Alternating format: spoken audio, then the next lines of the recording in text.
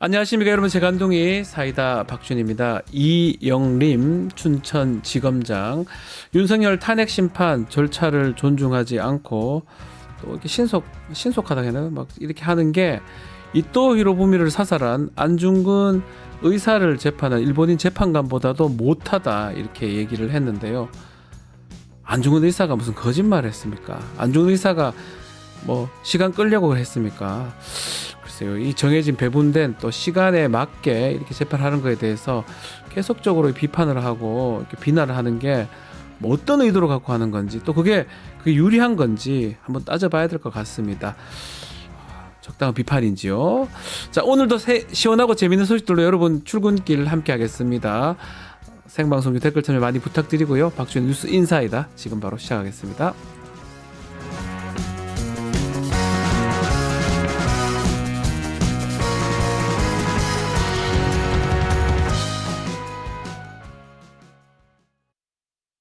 유튜브 구독하고 실시간 채팅과 댓글을 남기시면 매일매일 7,000TTCO를 드립니다.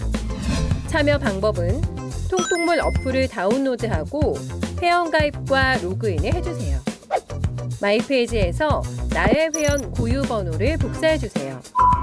유튜브 구독 후 실시간 채팅이나 댓글창에 고유 번호를 한 번만 입력하면 준비 끝! 지금 유튜브 채팅과 댓글 쓰기 참여하고 7,000TTCO 받아가세요. 바쁜 아침 오늘 꼭 알아야 할 뉴스들 엄선해서 정리해 드리겠습니다. 듣기만 해도 이해가 쏙 뉴스픽, 오늘도 뉴스토마토의 자랑 전현주 기자와 함께 하겠습니다. 안녕하십니까? 네, 안녕하세요. 이제 고정 수식어가 된 건가요? 네, 뉴스토마토의 자랑, 네, 뉴스토마토의 여신 이렇게 표현하겠습니다. 감사합니다. 네. 자, 금방 웃었어요. 우리 제작진이 깜짝 놀랐는 것 색출해야 될 것 같아요. 같은데요. 알겠습니다. 자, 오늘 윤석열 탄핵 심판 8차 기일이 열립니다. 추가 변론 기일이 잡히지 않는다면 오늘이 마지막 기일이 될 가능성도 있습니다. 증인신문으로 따지면. 자, 지금까지 변론들을 종합해 보면 윤석열의 거짓말이 많이 드러나고 있는 상황입니다. 또 특히 국회를 무력화할 의도가 없었다라고 변론에서 주장을 했었는데 이에 반하는 진술이 확보가 됐네요. 네, 이 김용현 전 국방부 장관을 수행했던 김철진 군사보좌관은 검찰에 자필 진술서를 제출했습니다. 지난 12월 4일 비상계엄 해제안 의결 직후 이 윤 씨와 김 전 장관이 나눈 대화를 들었다는 건데요. 당시 윤석열 씨는 국회에 몇 명이나 투입했느냐라고 물었고 김 전 장관은 500여 명 정도라고 답했습니다. 그러자 윤석열 씨는 거봐 부족하다니까 1,000명은 보냈어야지 라면서 이제 어떡할 거냐라고 질타했다고 합니다. 이 부분은 지난 4차 변론기일에서 윤석열 씨가 이 계엄은 단순히 경고성 계엄이었고 계엄 해제 의결 즉시 병력 철수를 지시했다는 주장과 전면 배치되는 내용입니다. 그러네요. 또 이 1,000명이라는 숫자 역시 기존의 300명 미만의 병력이 국회에 대기했었다라는 주장과 전혀 다른 내용이 밝혀진 건데요. 이 김철진 보좌관에 대해서 좀 설명을 드리자면 2020년 12월부터 2022년 12월까지 또 2023년 12월부터 2024년 8월까지 여인영 전 방첩사령관과 두 차례 함께 근무를 했고 2024년 9월 김용현 전 장관이 국방부 장관으로 임명되자 장관 군사보좌관으로 임명된 인물입니다. 즉 이번 비상계엄 상황을 누구보다 자세히 알고 있을 인물로 보입니다. 그렇죠. 진실을 가릴 수가 없어요. 계속 탄핵 공작이니 이런 소리를 하는데 지금 드러난 사실이 계속 있지 않습니까? 군사보좌관은 국방부 장관의 계속 같이 다니면서 모든 것을 아는 사람이에요. 이 사람이 뭐하러 거짓말합니까? 계속 걸릴 거짓말을, 입만 띄면 거짓말을 계속하고 윤석열 계엄 실패하니까 김용현 장관 탓을 했다고 하는데 또 김영건 전 장관은 노상원 사랑한테 연락을 또 했다는 또 이야기가 있습니다. 네, 김철진 보좌관은 지난 12월 4일 새벽 1시 50분쯤 윤석열 씨가 이 합참 결심 지원실을 떠났고 김 전 장관이 새벽 2시 30분부터 3시 10분까지 대통령실 회의에 다녀왔다라고 진술을 했습니다. 네. 그러면서 그 회의에 가기 직전에 여러 사람과 통화했다라고 진술을 했는데요. 그중 사원아 이제 더 이상 어떻게 하냐라는 대화가 이유가 특히 기억난다고 검찰에 상원아 이제 더 이상 어떠냐 네. 이런 얘기를 들었다는 거잖아요. 네, 검찰에 자필로 적어냈습니다. 그러면서 김 보좌관은 이 3개월여 동안 김 전 장관을 수행하면서 김 전 장관이 상환하라고 통화하는 걸 3번 정도 들었다라고 진술하기도 했는데요. 네. 또 지난해 11월 이 장군 인사에 노상원 전 정보사령관이 개입했다라는 소문을 들었다면서 이 상원이라는 이름을 기억하는 이유까지 설명을 했습니다. 이 해당 내용은 특전사령부 소속 김모 대령이 검찰에 출석해서 진술한 내용과 동일한 내용인데요. 네. 검찰은 김모 대령의 진술을 토대로 김 전 장관의 공소장에 피고인은 2024년 12월 4일 새벽 2시 13분쯤 곽 전 사령관에게 선관위의 병력을 재차 투입할 수 있는지 문의했고 곽 전 사령관으로부터 어렵다라는 취지의 답변을 듣게 됐다라고 적었습니다. 즉 시간 순서대로 조금 다시 정리를 해보자면 비상계엄 해제안 가결 이후에 윤석열 씨는 김 전 장관에게 이 1000명은 보냈어야지라고 1000명은 질책을 보냈어야지. 했고 네, 김 전 장관은 2시 13분에 곽 전 사령관에게 선관위 병력 재투입을 요구했지만 거절을 당했고 2시 30분 김용현 전 장관이 노 전 사령관에게 이제 어떻게 해야 하냐고 대책을 물었다는 겁니다. 이 사실 이 경고성 계엄이었다면 절대 나올 수 없었던 일들이 진술로 나온 셈으로 윤 씨의 거짓말은 또다시 명확히 재확인됐습니다. 어째 거짓말이 아닌 게 거의 없는 것 같아요. 다 거짓말이고 경고성 계엄인데 이게 말이 됩니까? 그리고 그 보좌관이 김철진 보좌관이 거짓말하는 이유가 있을까요? 이해가 안 됩니다. 이것도 공작인가요? 이것도 탄핵 공작인가요? 자, 노상원이 이 사람 언급된 만큼 이 부분을 좀 짚어봐야 될 것 같은데 계엄 당시에 이 제2수사단장이었죠. 93의 육군 이 기갑여단장 이 사람 내정됐던 바가 있는데 노상원이한테 진급을 부탁하면서 뇌물을 줬다. 이런 얘기가 있습니다. 네, 이 제2수사단은 비상계엄 당시에 이 부정선거 의혹 수사 목적으로 노상원 전 정보사령관이 꾸린 사조직입니다. 네. 어제 KBS 단독 보도에 따르면 93의 여단장은 노 전 사령관에게 진급 로비로 500만 원을 보냈다라고 진술한 것으로 알려졌습니다.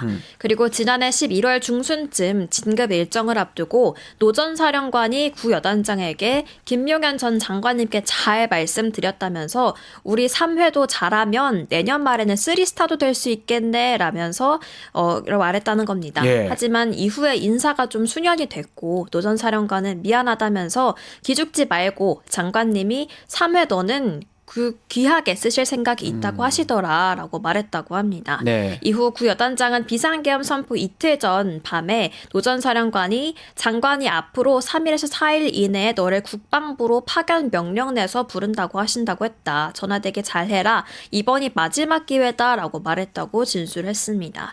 이 검찰은 비상계엄이 선포된 뒤에 김용현 전 장관이 93의 여단장을 단장으로 하는 이 제2수사단을 설치하는 인사명령을 지시한 것으로 보고 있습니다. 이게 검거하는 거예요. 정치인들 체포하고 검거하는 제1수사단, 제2수사단 기갑여단장입니다. 파주에 있는 전차부대 기갑여단장. 이 당시 이 계엄 당시에 그때 HID들하고 뭐 있던 그런 얘기들이 있었죠, 이 사람. 근데 이 사람이 자신의 진급을 위해서 뇌물도 주고 부탁을 하고 하다 보니까 계엄 때는 제2수사단장도 가능했던 거. 이런 것도 아주 상당히 중요한 내용으로 보이거든요. 노상원이. 93회가 왜여서 나와서 사무실에 대기하고 있었는지 휴가 나와가지고. 네. 그러니까 등등이 지금 확인되고 있는 상황 아니겠습니까? 다 거짓말이에요, 지금. 또 윤석열 포고령 1호 관련해서도 좀 드러나는 게 있습니다. 원래는 김용현이 써서 갖고 온 거다. 김용현이 그거 기억나죠? 예, 이제 기억납니다.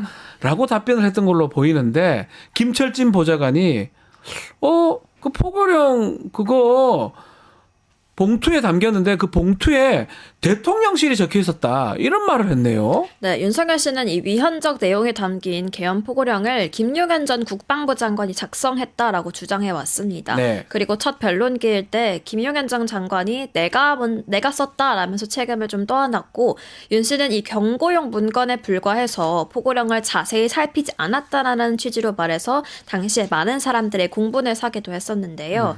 김철진 보좌관은 검찰 조사에서 대해서 이 김 전 장관의 부관인 김모 소령이 포고령이 담긴 노란색 봉투에 대통령실이라고 기재되어 있는 것을 봤다고 말했다는 진술을 확보를 했습니다. 이 김 보좌관은 김 전 장관이 컴퓨터 작업을 한 걸 본 적이 없다라면서 김 전 장관은 컴퓨터 화면 보호기 비밀번호도 모를 것 같다라면서 김 전 장관이 실제 포고령을 작성했는지 여부에 대해서도 의문을 제기했습니다. 실제로 지난 탄핵 심판 4차 변론에서 이 김용현 전 장관은 워드 프로그램 뭐 썼었냐라는 질문에 LG 건데 프로그램 이름은 잘 모르겠다 이러면서 좀 엉뚱한 대답을 내놓기도 LG가 했습니다. 어디 있어요. 그리고 사실 이게 동그라미 같은 거 이런 것들은 한글 문서 작성 못하는 사람 못하는 꽤 거거든요. 어렵습니다. 어려워요. 동그라미 찾아야 돼요. 문자를 찾아가지고 붙여넣기를 해야 네. 되거든요. 아마 이거 못했을 가능성도 있어요. 어쨌든 간에 포고령 작성 자체가 대통령실 봉투이고 김용현이는 작성할 줄도 모르는 사람이다 라면 누가 했겠습니까?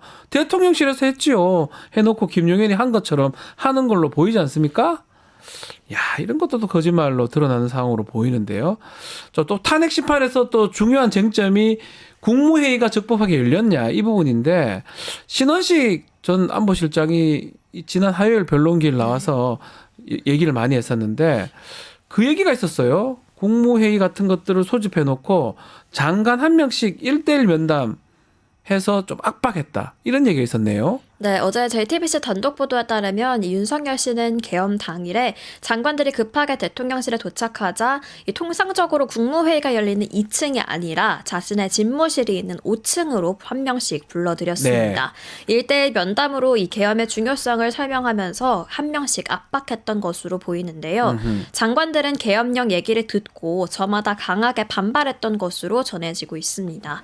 면담 이후에 약 5분간 졸속으로 이뤄졌던 이 국무회의에서도 국무위원들의 만류가 계속되자 윤 씨는 경로하면서 접견실을 나갔던 것으로 파악이 됐는데요. 한 대통령실 관계자는 윤 대통령이 화내면서 호통치는 소리가 접견실 바깥까지 들렸다라고 말하기도 했습니다. 이 결국 국무위원들을 상대로 면담으로까지 계엄의 필요성에 대해서 설명을 했지만 본인의 뜻대로 되지 않자 윤석열 씨는 곧바로 1층 브리핑룸으로 내려와서 비상계엄을 선포했던 것으로 보입니다. 국무회의 관련해서 또 다른 하자가 있었는데요. 의안 번호 배정조차 요청하지 않았다는 얘기가 있습니다. 어떤 얘기입니까? 네, MBC 단독 보도에 따르면 대통령실이 비상계엄 선포를 위한 국무회의 안건에 대해서 의안 번호 배정조차 요청하지 않았던 것으로 드러났습니다. 네. 이현희 민주당 의원실이 행안부 의전 담당관실을 통해서 확인한 내용에 따르면 국무회의 회의록 작성에 부여해야 하는 이 국무회의 의안 번호 배정을 요구하지 않았다라는 건데요. 반면 대통령실은 계엄 해제 안건에 대해서는 행안부의 의안 번호를 배정해달라고 요구한 것으로 전해졌습니다. 네. 이 행안부 의전 담당관 측은 대통령실이 계엄 해제에 대한 의안 번호 배정을 요구하자 앞서 계엄을 선포하기 위한 국무회의 안건도 의안 번호가 좀 필요할 것으로 보고 의안 번호 제2122호를 비워둔 채 계엄 해제 안건에 의안 번호 제2123호를 부여했다라고 설명을 했는데요. 예. 하지만 6일이 지나도록 이 비상계엄 선포 국무회의 안건 제출을 대통령실에 요청을 했지만 이에 대한 답변이 없어서 뒤늦게 비워뒀던 이 제2122호에 군 보건 의료에 관한 법률 일부 개정 법률안을 배정했다라고 밝혔습니다. 이로써 이 정당한 국무회의였다라고 주장했던 윤석열 씨와 김용현 전 장관의 말은 틀렸다는 게 또 한 번 명확해졌습니다. 또 거짓말했네요. 다 거짓말입니다. 자, 오늘도 많은 분들 오셨어요. 자, 비주님, 이창근님, 세영님, 배동훈님, 또 용산 건풍기님, 왕자님 오셨고요. 아, 이 마미님이 김용현의 워드 작업을 좀 테스트하거나 이상민의 시력을 테스트하면 이거 검증이 되는 거 아니냐라고 글을 주셨습니다. 맞는 말 같은데요. 맞는 말 같아요. 워드 칠 수 있냐 한번 쳐봐라. 동그라미 찾아봐. 동그라미. 동그라미 있거든요. 동그라미. 네. 쪽 페이지 매겨봐. 이러면 쪽 페이지 못 매길 수도 있으니까. 그리고 눈 보입니까? 저기서 멀리까지? 이런 걸 테스트하면 그만큼 웃기다는 말이 안 거예요. 된다는 거죠. 웃기다는 겁니다. 예. 다음 이야기로 넘어가 보겠습니다. 자, 계엄 당시에 체포 명단에 있었던 한동훈 전 대표 당초 1차 체포 명단 15명에는 포함되지 않았다고요. 네, 이 조지호 경찰청장은 지난 검찰 조사에서 여인영 당시 방첩사령관이 전화해서 정치인이 포함된 15명의 명단을 불러주면서 이들의 위치를 파악해달라고 요구했다라고 말한 바 있습니다. 네. 조청장에 따르면 이 여전 사령관의 첫 통화가 당시까지는 이 한동훈 전 대표의 이름은 없었던 것으로 확인이 됐는데요.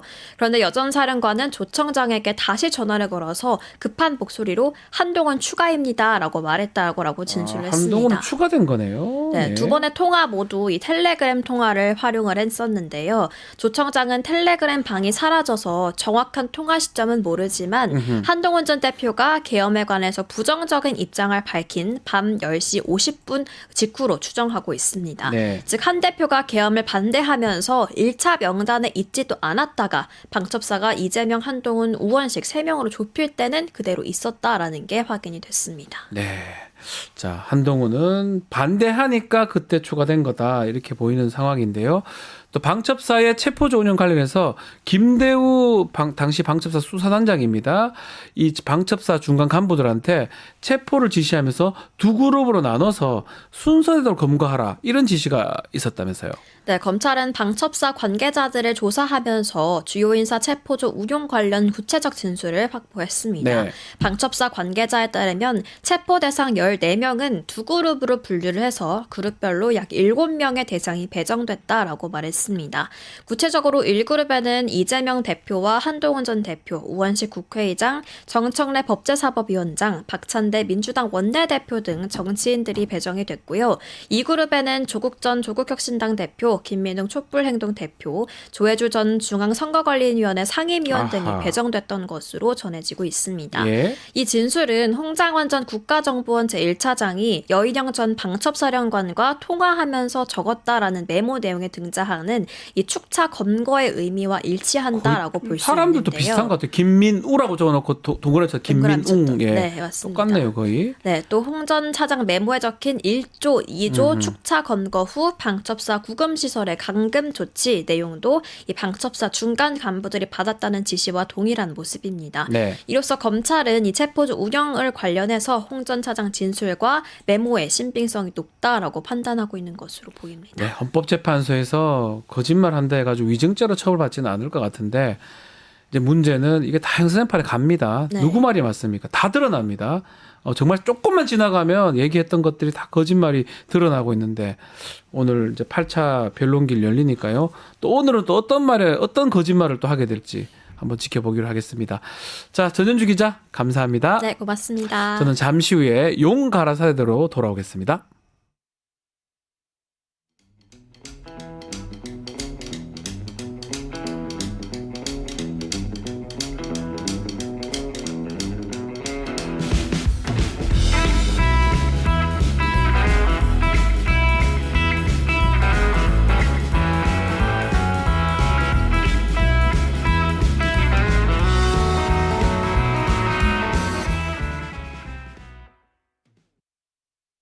믿을 수 있다. 더 착한 보험. 우리 가족의 미래를 대비하는 보험. 여러분은 어떤 식으로 가입하셨나요? 혹시 지인에게 묻지마식으로 가입하신 건 아닌가요? 내가 내는 보험료가 적정한지, 제대로 준비가 돼 있는지, 보험에도 점검이 필요합니다. 건강보험도 자동차 보험도 나에게 맞춤 보장. 믿을 수 있는 보험 전문가들. 믿을 수 있다. 더 착한 보험. 더 착한 보험에 우리 가족의 미래를 점검 받아보세요. 목요일에 용감한 남자, 목요일의 남자 김용남 전 의원 함께하겠습니다. 안녕하십니까? 네, 안녕하세요. 김용남입니다. 네. 자, 오늘 윤석열 탄핵 심판 8차 변론길이 있습니다. 이제 중요한 거는 오늘이 마지막이 될지 또 아마 결정을 할 거예요. 평일에 거쳐서 증인들을 어느 정도 채택해 줄지. 일단은 지난 기일에 추가 증인 한덕수 등은 기각을 했습니다. 자, 추가 변론이 있을지 어떻게 보고 계십니까? 사실 어떤 증인 신문이나 증거 조사라는 면에서는 더 이상 뭐 특별히 할 건 없어 보여요. 사실상은 없다. 예. 그렇잖아요. 뭐 예. 새로운 사실이 나오는 것도 아니고 그동안의 증인 신문을 지켜보면 의원이냐 요원이냐 인원이냐 뭐 이런 거의 지엽적인 부분을 갖고 시간을 보내고 있었기 때문에 뭐 더 이상의 절차가 필요할까 싶긴 한데 네. 그러면 오늘 결심하냐? 결심을 하느냐. 예. 그건 아닐 것 같아요. 종결은 하기 좀 어렵다. 예, 왜냐하면 최종 변론 기회는 줘야 되잖아요. 그러니까 아마도 다음 주 화요일인 18일 그리고 늦어지면 다음 주 목요일 늦어도 다음 주 목요일인 2월 20일 정도에는 네. 결심을 하지 않을까 싶습니다. 아하. 그리고 2월 20일부터 본격적으로 내란숙의 피고인 윤석열에 대한 형사 재판이 또 그날이네요. 진행되기 시작하거든요. 준비기일이 잡힌 날이에요. 예, 근데 그날은 준비기일이니까 네. 피고인 본인은 뭐 굳이 출석을 안 해도 되기 때문에 네. 변호인들이 나가서 준비기일 절차를 진행을 하고 그래서 이제 본격적으로 형사재판도 뭐 준비기일 한 번 내지는 두 번 네. 하고 나면은 형사재판이니까 피고인이 출석을 해야 되잖아요. 해야 되죠. 반드시. 오히려 헌재 탄핵 심판은 안 나와도 되죠. 근데 꼬박꼬박 나오고 있는 거죠. 예, 피고인이 출석을 해야지 형사 법정이 이제 예. 성립하는 거고요. 의무죠, 의무. 그렇기 뭐 걸리기도 때문에 하지만, 네. 이제는 탄핵 심판 절차는 사실상 종결해야 될 수순이 됐어요. 그래서 네. 다만 오늘은 아니고 다음 주 중으로는 결심이 되지 않을까 싶습니다. 자, 그렇다면 뭐 20일까지 늦어도 20일까지라면 심판 결정 네. 판결은 언제쯤 예상하십니까? 결심하고 대략 빠르면 2주 아니면 2주죠. 3주 2주, 후쯤 3주. 잡히지 않을까요? 예. 3주 3월 초, 3월 중순? 뭐 3월 초 중순 늦어도 야, 그러면 이게 뭐 탄핵으로 결론이 난다면 5월 초중순에 대선이 되겠네요. 그렇죠. 뭐 수요일 날 하잖아요, 통상.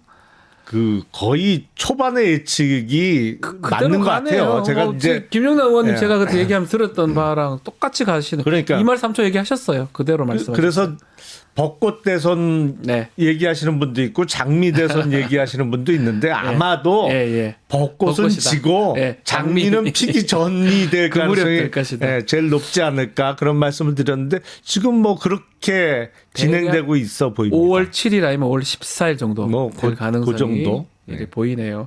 알겠습니다.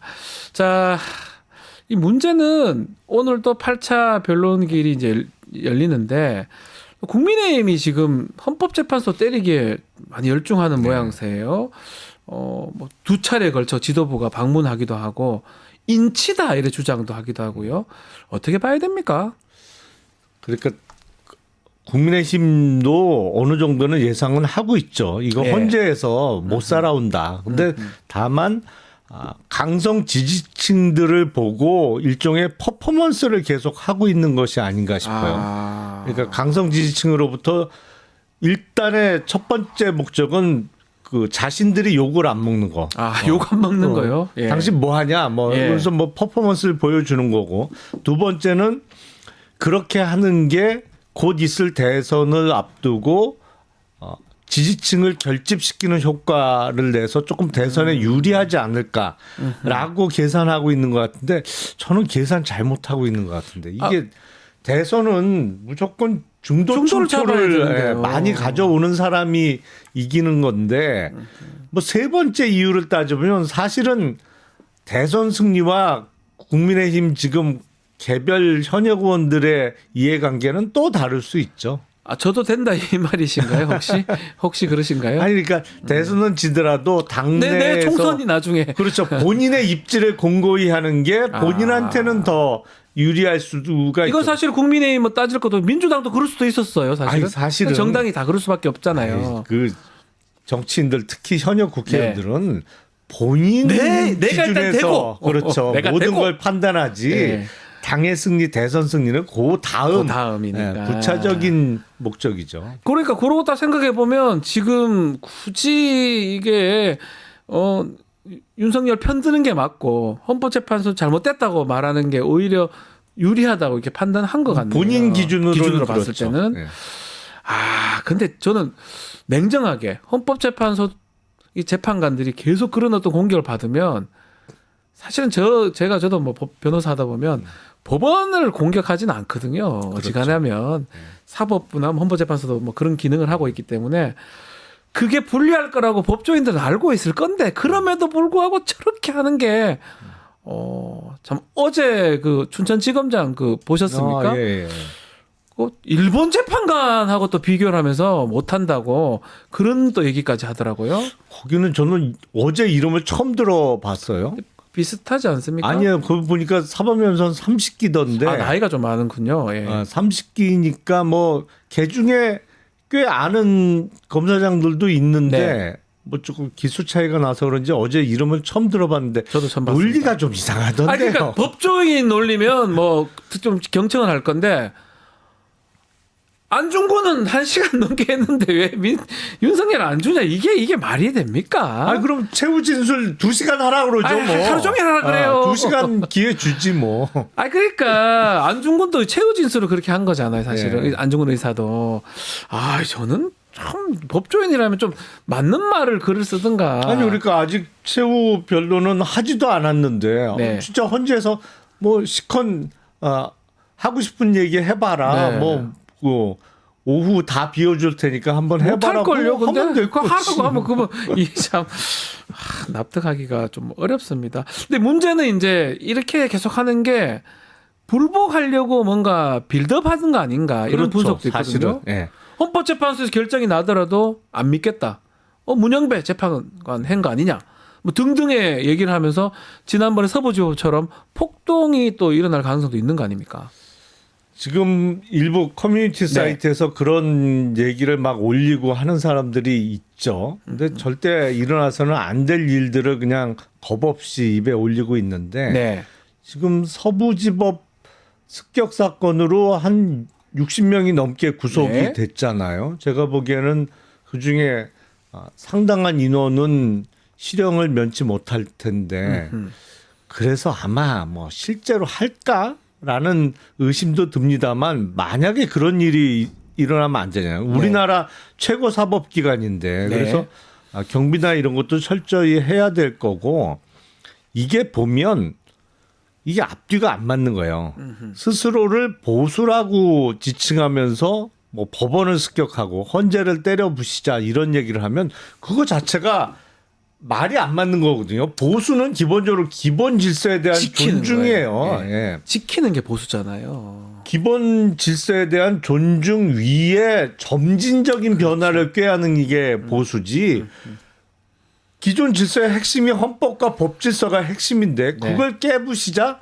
그러니까 그거를 이행하는 사람을 뭐 때려잡자 네. 이런 표현을 쓰면 이건 기본적으로 보수라고 칭할 수가 없는 건데 그게 앞뒤가 안 맞고 논리적으로는 말이 안 됨에도 불구하고 이게 이런 과격한 주장이 세를 형성하고 있다는 게 문제죠. 근데 이거는 우리나라뿐만 아니라 전 세계적으로도 이런 움직임이 좀 있잖아요. 네. 유럽에서도 그렇고. 극우라고 예. 하죠. 예. 그 미국도 뭐 어느 정도? 또 예. 어느 정도는 그게 성공한 사례도 있고 그러다 보니까 그런데 절대로 해서는 안 됩니다. 그러면 진짜 징역 갑니다. 징역 갑니다. 징역 갑니다. 보수가 아니고 파괴자라고 이재명 대표가 표현을 하던데요. 자, 국민의힘이 민주당이 곽종군 전 사령관 또 뭐 그 특임 단장 등등을 회유했다 이런 주장을 하는데 이런 주장은 왜 지금 하는 거고 이게 효과가 있을지 어떻게 보십니까? 지금 어떤 증인의 신뢰성을 탄핵하겠다고 하는 거잖아요. 그렇죠. 저 사람의 말, 저 사람이 왜 저런 말을 했는지를 막 계속 이런저런 사유를 붙여서 신뢰성을 흔들겠다는 것인데 아니 근데 그거는 저는 그래봤자 아무 소용도 없어 보이는데 일단 그러면 한덕수 국무총리의 신뢰성도 탄핵해야지. 그렇죠. 한덕수 총리도 그날 국무회의 자체가 없었다. 계엄 선포하는 날 예. 국무회의가 있었다고 볼 수 없다라고 했잖아요. 그럼 뭐 거기는 왜 민주당하고의 어떤 뭐 회유받아서 그렇다는 주장을 안 해요. 거기는 아예 비상계엄 선포의 절차적인 흠결 시작부터 잘못됐다라고 얘기하고 있는데 국회에서 그렇게 답변을 했죠. 네. 한덕수 총리가. 그러면 그것도 회유당하고 공작이니 이런 얘기가 나와야 되는 거 아닙니까? 그러니까 곽종군 전 특전사령관하고 지금 홍장원 전 네. 국정원 1차장을 집중 공격하고 있잖아요. 근데 이거 똑같아요. 헌법재판관도 지금 8명인데 네. 제가 보기엔 8대0 나올 텐데 8대 0. 예. 문영배 일단 권한대행을 집중 공격하고 거기에 뭐 이미선, 정계선 이런 네. 순으로 공격을 하잖아요. 그러니까 전부를 대상으로 공격하는 건 말이 안 되거든. 그렇죠. 전부 못 믿겠다. 그러면 아니 뭐 너는 어떻게 믿냐 뭐 이렇게 나올 테니까 나오겠죠. 일부만 타겟팅을 해서 공격을 하고 있는 건데 그거의 일환 아닌가 싶어요. 왜냐하면 지금 대통령에게 불리한 얘기를 하는 사람은 한덕수 총리뿐만 아니라 최상목 경제부총리도 그렇습니다. 본인에게 해가 되지 않는 한도에서는 불리한 얘기를 하고 있잖아요. 이상민 전 장관도 보면 뭐 이렇게 천리안을 갖고 봤다는 식으로. 그러니까 예. 본인이 지시했다고 하면 사실은 윤석열 지시를 없어지게 할 건데 그렇게 답변을 하지 않더라고요. 그러니까. 어쩌면 본인한테는 약간은 유리하게 윤석열한테 불리하게 다 그렇게 얘기하고 있는 모양새거든요. 그렇죠. 다들 조금씩 본인이 형사 책임이 네. 커지지 않는 한에서는 다 불리한 얘기를 하고 있는데 맞습니다. 곽종근, 홍장원 두 사람만 찍어서 공격을 하고 있는 거죠. 네. 자, 탄핵 심판 뭐 하여튼 진행 오늘 8차까지 한번 지켜보기로 하고요. 좀 전에 이제 대선 얘기를 했었는데 저희가 5월 달 초 뭐 열릴 가능성이 크다 이렇게 얘기를 했었는데 국민의힘이 좀 난감해요. 조기 대선이라고 대놓고 말은 못하면서 그렇지만 대선 주자가 움직일 때 또 많은 사람들이 가고 어제 오세훈 시장 뭐 토론회 하는데 많은 분들이 국민의힘 의원들이 참석을 했더라고요. 정말 많이 갔더라고요. 조기 대선이란 말은 못 꺼내지만 본인도 믿고 있는 건가요? 그렇죠. 그건 그렇습니까? 뭐 정치하는 사람들이 계산이야 다 나왔죠. 네. 이미.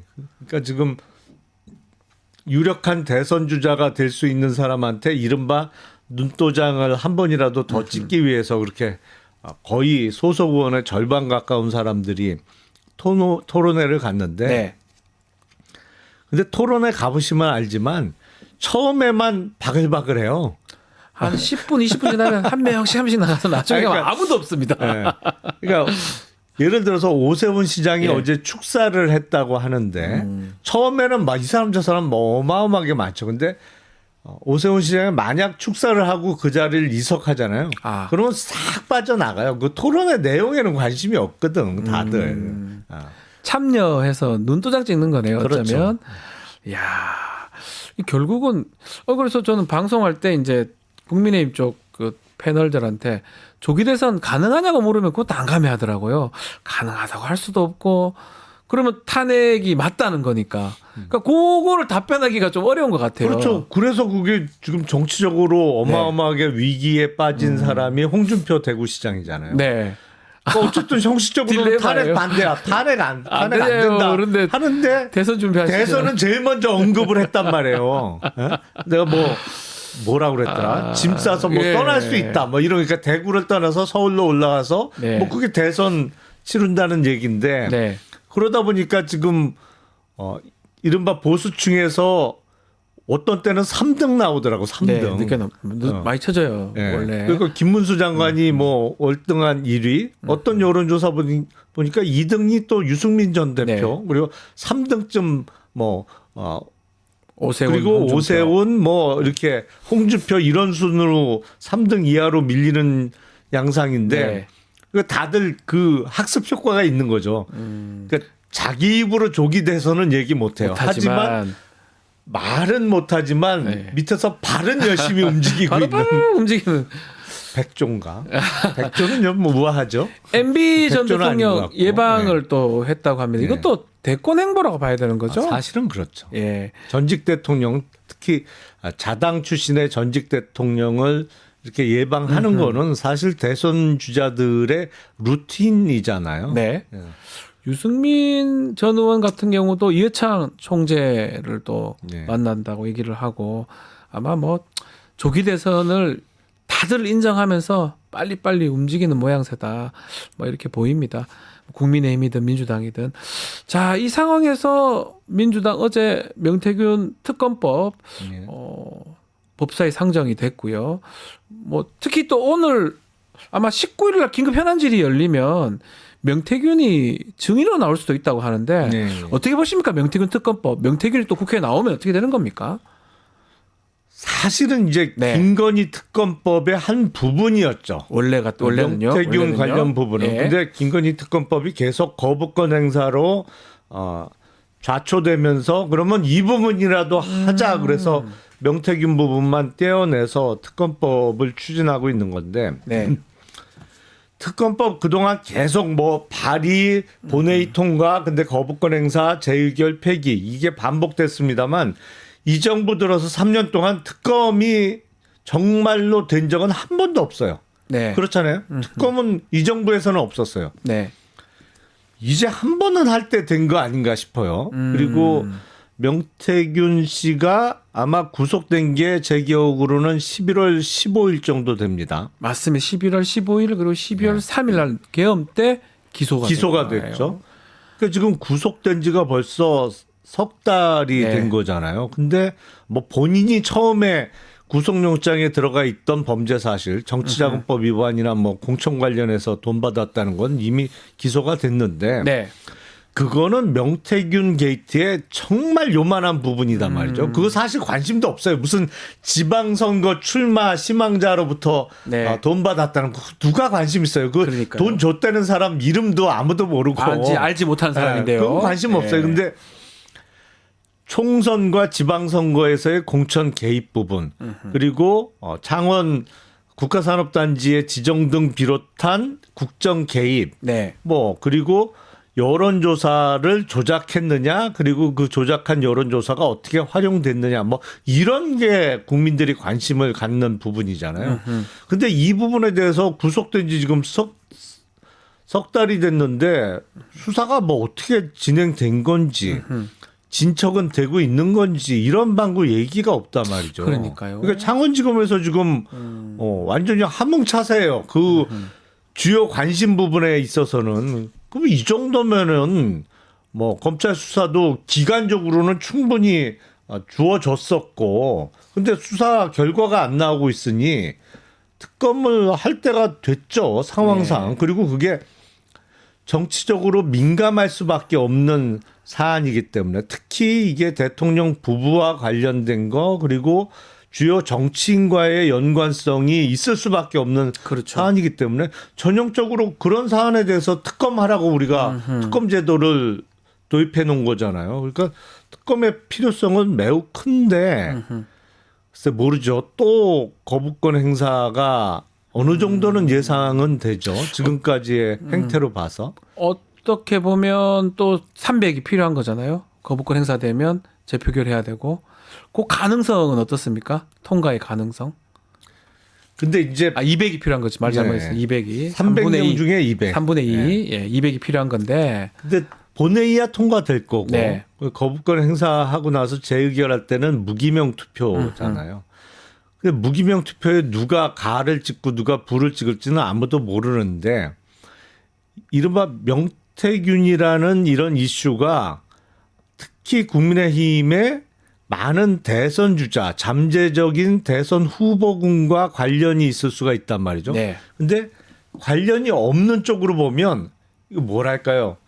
이른바 차도살인할 수 있는 좋은 저는 복이란 말이에요. 그 질문 드리고 싶고 초선이 있잖아요. 국민의힘 초선. 네. 그리고 좀 뭐 국민의힘이 좀 잘 되는 뭐 강원도 일부 영남 지역 그의 중진들이 이거에 걸려서 나가면 본인들한테 자리가 생길 수도 있는 거잖아요. 차도살인 말씀하셨는데. 아니 그거는 조금 멀리 보는 거고. 너무 멀리 본 거예요, 제가. 그건 다음 네. 총선까지는 너무 멀고. 너무 멀고. 예. 일단은 이번 대선에서 잠재적 주자들이 명태균 이슈와 관련해서 낙마될 수 있잖아요. 근데 명태균하고 일면식도 없어. 뭐 그런 사람들도 있으니까. 그러니까요. 그러면 앞에 차례대로 이렇게 좀 정리가 되면 본인 순위가 올라가잖아요. 이게 마치 그거하고 똑같아요. 우리가 97년도에 IMF 사태가 네. 터졌잖아요. 그 재벌 순위 1등부터 20등까지 항상 이렇게 쭉 뭐 정해져 있었는데 안 망하기만 하면 갑자기 자기가 순위가 쭉 올라가는 거야 이게. 앞에서 망하지만 않으면 올라가는 거야 순위가. 그런 거하고 비슷한 양상이 벌어질 수 있겠죠. 특히 아무 관계 없는 사람 중에 이제 뭐 잠룡이라 할 수 있는 한동훈 전 대표. 네. 한동훈 전 대표의 그 이른바 친한파 뭐 있는지 모르겠지만 이 원내에 그런 사람들이 뭔가 좀 다른 어떤 의사 표시를 할 수 있을 가능성 그럴 없을까요? 수도 있겠죠. 근데 이제 친한파가 숫자가 얼마나 있습니까? 되냐. 근데 잘 안 보여요. 저도 개파로 제가 분류하는 한번 게 맞나 싶어요. 따져봐도 이 개파라고 하기도 그렇고, 네. 아니 장동혁 전 최고 같은 경우도 지금 아닌 것 같고 친윤적으로 한 것 이른바 같고. 정치적인 예. 무슨 개라고 부를 정도면 대장이 네. 가자. 내가 깃발 들고 가자 하면 분당 탈당도 돼야 됩니다. 그 딱 정도면. 따라갈 정도의 네. 응집력이 있어야 이른바 정치적 개파라고 부를 수가 있는데 그 개파 수준은 아직 아닌 것 같긴 한데. 그렇지만 뭔가 이해관계에 따라서 무기명이니까 사실은 우리가 무기명 투표했을 때 예전에 뭐 이재명 대표 그 체포영장 구속영장 체포동의안. 예, 동의안 할 때도 그때도 기억나시겠지만 아주 뭐 그 대거 이탈표들이 나왔습니다. 민주당 내에서도 국민의힘도 뭐 그럴 가능성도 있기 때문에 그런 부분을 한번 지켜봐야 되겠다. 이 그렇죠. 말씀이네요. 사실은 그 가능성이 있는 거죠. 네. 사람들이 하는 한 거니까. 10여 표만 나오면 되는 거니까. 딱 10여 표 정도. 네. 그리고 개혁신당도 좀 참여했잖아요. 그러면 192개는 거의 된다고 보면 정말 8표, 10표 정도만 받으면 넉넉하게 10표. 10표 정도 되면 통과가 되는 거다. 개혁신당이 명태균 특검법에 지금 참여를 했는데 조금 이렇게 좀 이해가 안 되는 부분이 이준석 의원이 명태균하고 좀 뭔가 관련성이 있다고 지금 알려져 있잖아요. 보도에 따르면. 왜 같이 하는 거죠? 일단 명태균 씨 본인이 특검을 원하고 있잖아요. 12월 3일 날 기소되면서도 네. 특검을 원한다라는 메시지를 전했었고 지금도 아마 그 입장에는 변함이 없는 것 같아요. 그러니까 본인도 특검을 원하고 있어요. 네.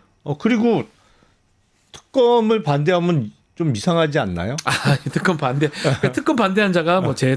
뭐 이런 옛날 그런 얘기도 있었잖아요. 윤석열 얘기긴 하지만, 네. 그래서 해야 된다 이런 상황에서는. 그럼요. 네. 그리고 지금 긴급 현안질이 19일 날 명태균이 국회에 올 수도 있다는 얘기도 있거든요. 본인도 환영한다고 얘기했고. 그렇게 되면 정말 그 폭탄이 터질 가능성이 저는 그게 높죠. 더 눈에 띄거든요. 사실 특검법은 뭐 추후의 문제고 네. 시간이 이제 후에 일어날 일이라면 19일 날 다음 주인데 현안질에 명태균이 나온다면 지금 저희가 이제 본 바에 따르면 명태균 말도 많고 그렇죠. 아주 좀 이게 나쁘게 말하면 드러내기를 좋아하시는 네. 그런 스타일 같거든요.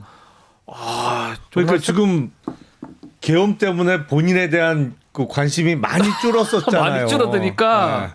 네. 그거를 아마 못 견디는 것 같아요. 근데 19일 날 국회에 출석을 하면 정말 화제의 중심에 다시 설 거고 그 입에서 어떤 얘기가 나오는지가 초미의 관심사가 될 텐데 한 가지 주의할 점은 있다고 봐요. 어떤 거죠? 어쨌든 이 사람은 지금 범죄 혐의로 기소가 되어 있고 또 다른 범죄 혐의가 많은 사람이란 네. 말이에요. 근데 그 사람의 호불호에 따라서 모든 게 결정되는 분위기로 가서는 안 되겠다. 예를 들어서 그 사람이 누구하고를 막 비난을 하든지 아니면 어떤 얘기를 해. 그러면 사실 확인은 당연히 해야죠. 무조건 해야죠. 그런 일이 정말 있었느냐.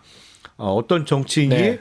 명태균과 부정한 거래를 했었느냐. 이거는 당연히 확인을 해야 되고 수사도 들어가야겠습니다만 그렇다고 그 사람이 이 사람은 좋은 사람이다.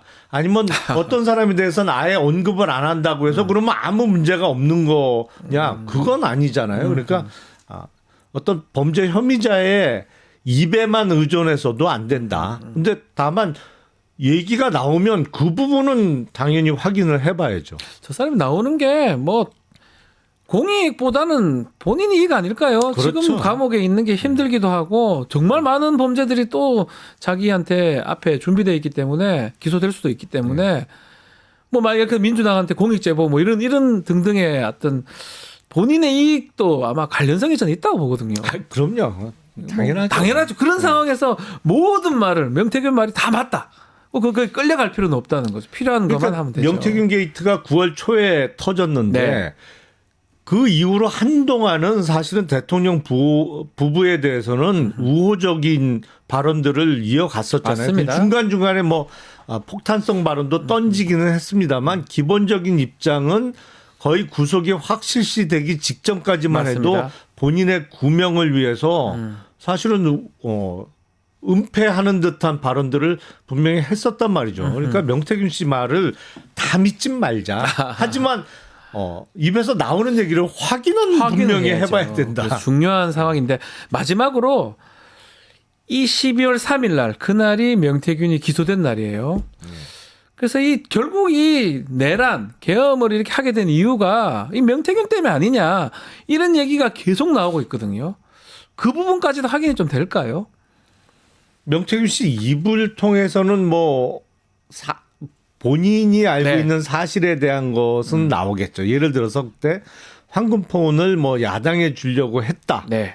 라든지 뭐 그 정도 얘기는 나올 수 있습니다만 나머지는 윤석열 본인 스스로 자백하지 않는 한 여러 가지 사실관계에 비춰서 추측을 하거나 추정을 해볼 수 있을 텐데 거의 맞지 않겠어요? 맞겠죠. 시간상 보면 좀 저희 다른 이유는 없어요. 갑자기. 없어요. 뭐 준비를 미리 했던 것 같긴 해요. 작년 2024년 12월부터 얘기가 나왔고 2024년도 3월 또 안가에서 얘기를 했다고 하지만 바로 딱 실행했던 이 방아쇠가 된 트리거가 된 거는 명태균이라고 보이거든요. 11월 달에. 뭐 최근에는 감사원장 탄핵소추 핑계를 대던데 네. 제가 보기엔 뭐 감사원장 탄핵소추 된다고 해서 그게 뭐라고요? 네. 그리고 이진수 방통위원장도 결국엔 탄핵에서 네. 기각돼서 돌아왔잖아요. 원복했잖아요. 네. 그러니까 그게 비상계엄을 할 이유는 아니죠. 지금 봤을 때는 명태균 게이트가 가장 클 것 같다. 우리 예상이긴 한데 글쎄요. 뭐 이거는 뭐 다 또 확인을 해봐야 되는 거니까요. 본인이 얘기를 해야 이제 알 수 있는 부분이니까 본인의 마음의 부분이니까 알겠습니다. 자 오늘 용가라 세대 여기서 마무리하겠습니다. 제가 홍보를 하나 할 게 있어서 예, 죄송합니다. 그 뭐 지금 뭐 우리 뉴스 인사이드에 나왔던 패널 네 분이 국회에서 토론회를 하신다는 얘기가 있습니다. 아니, 그러니까 많은 분들이 탄핵이 과연 인용될까 뭐 네. 이런저런 걱정들을 하시는데 오늘 또 그 얘기 많이 했으니까 네. 여기서 예. 저는 뭐 탄핵 결과에 대해서는 걱정을 안 합니다. 예. 거의 8대 0으로 전원 일치의 그 찬성으로 탄핵이 인용될 거라고 생각하고 있고 그래서 네. 우리가 8년 전에도 탄핵을 경험하고 또 조기 대선 뭐 이 프로세스를 우리가 다 겪어봤잖아요. 맞습니다. 그래서 8년 전에 탄핵 이후에 일어났던 정치적 상황에서 우리가 놓친 부분이 분명 있지 않느냐. 그래서 탄핵 이후에 곧 들어설 차기 정부의 어떤 국정 과제 뭐 아니면 꼭 해야 될 일을 좀 미리 점검해 보자. 그러니까 탄핵을 기정사실화 하고 예.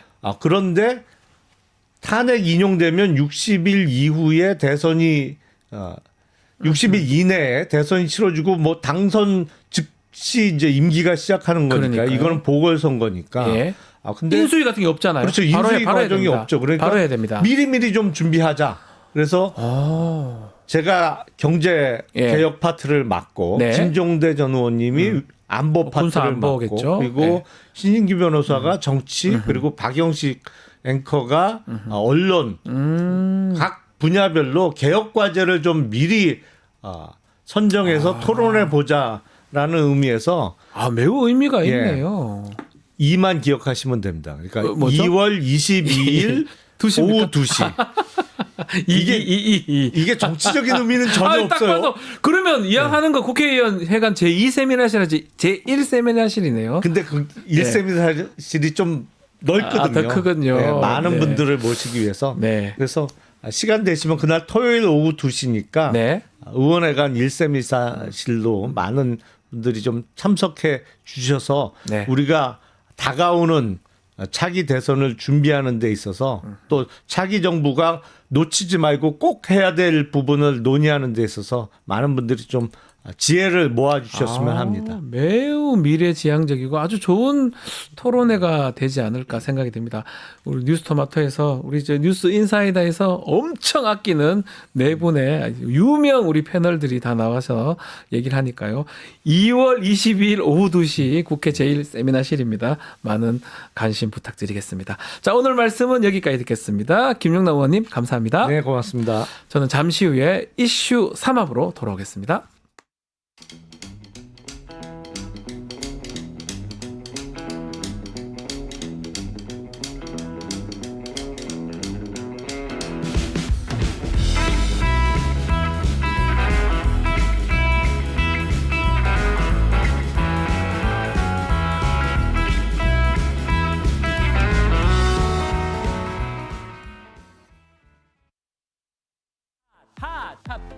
증권 통판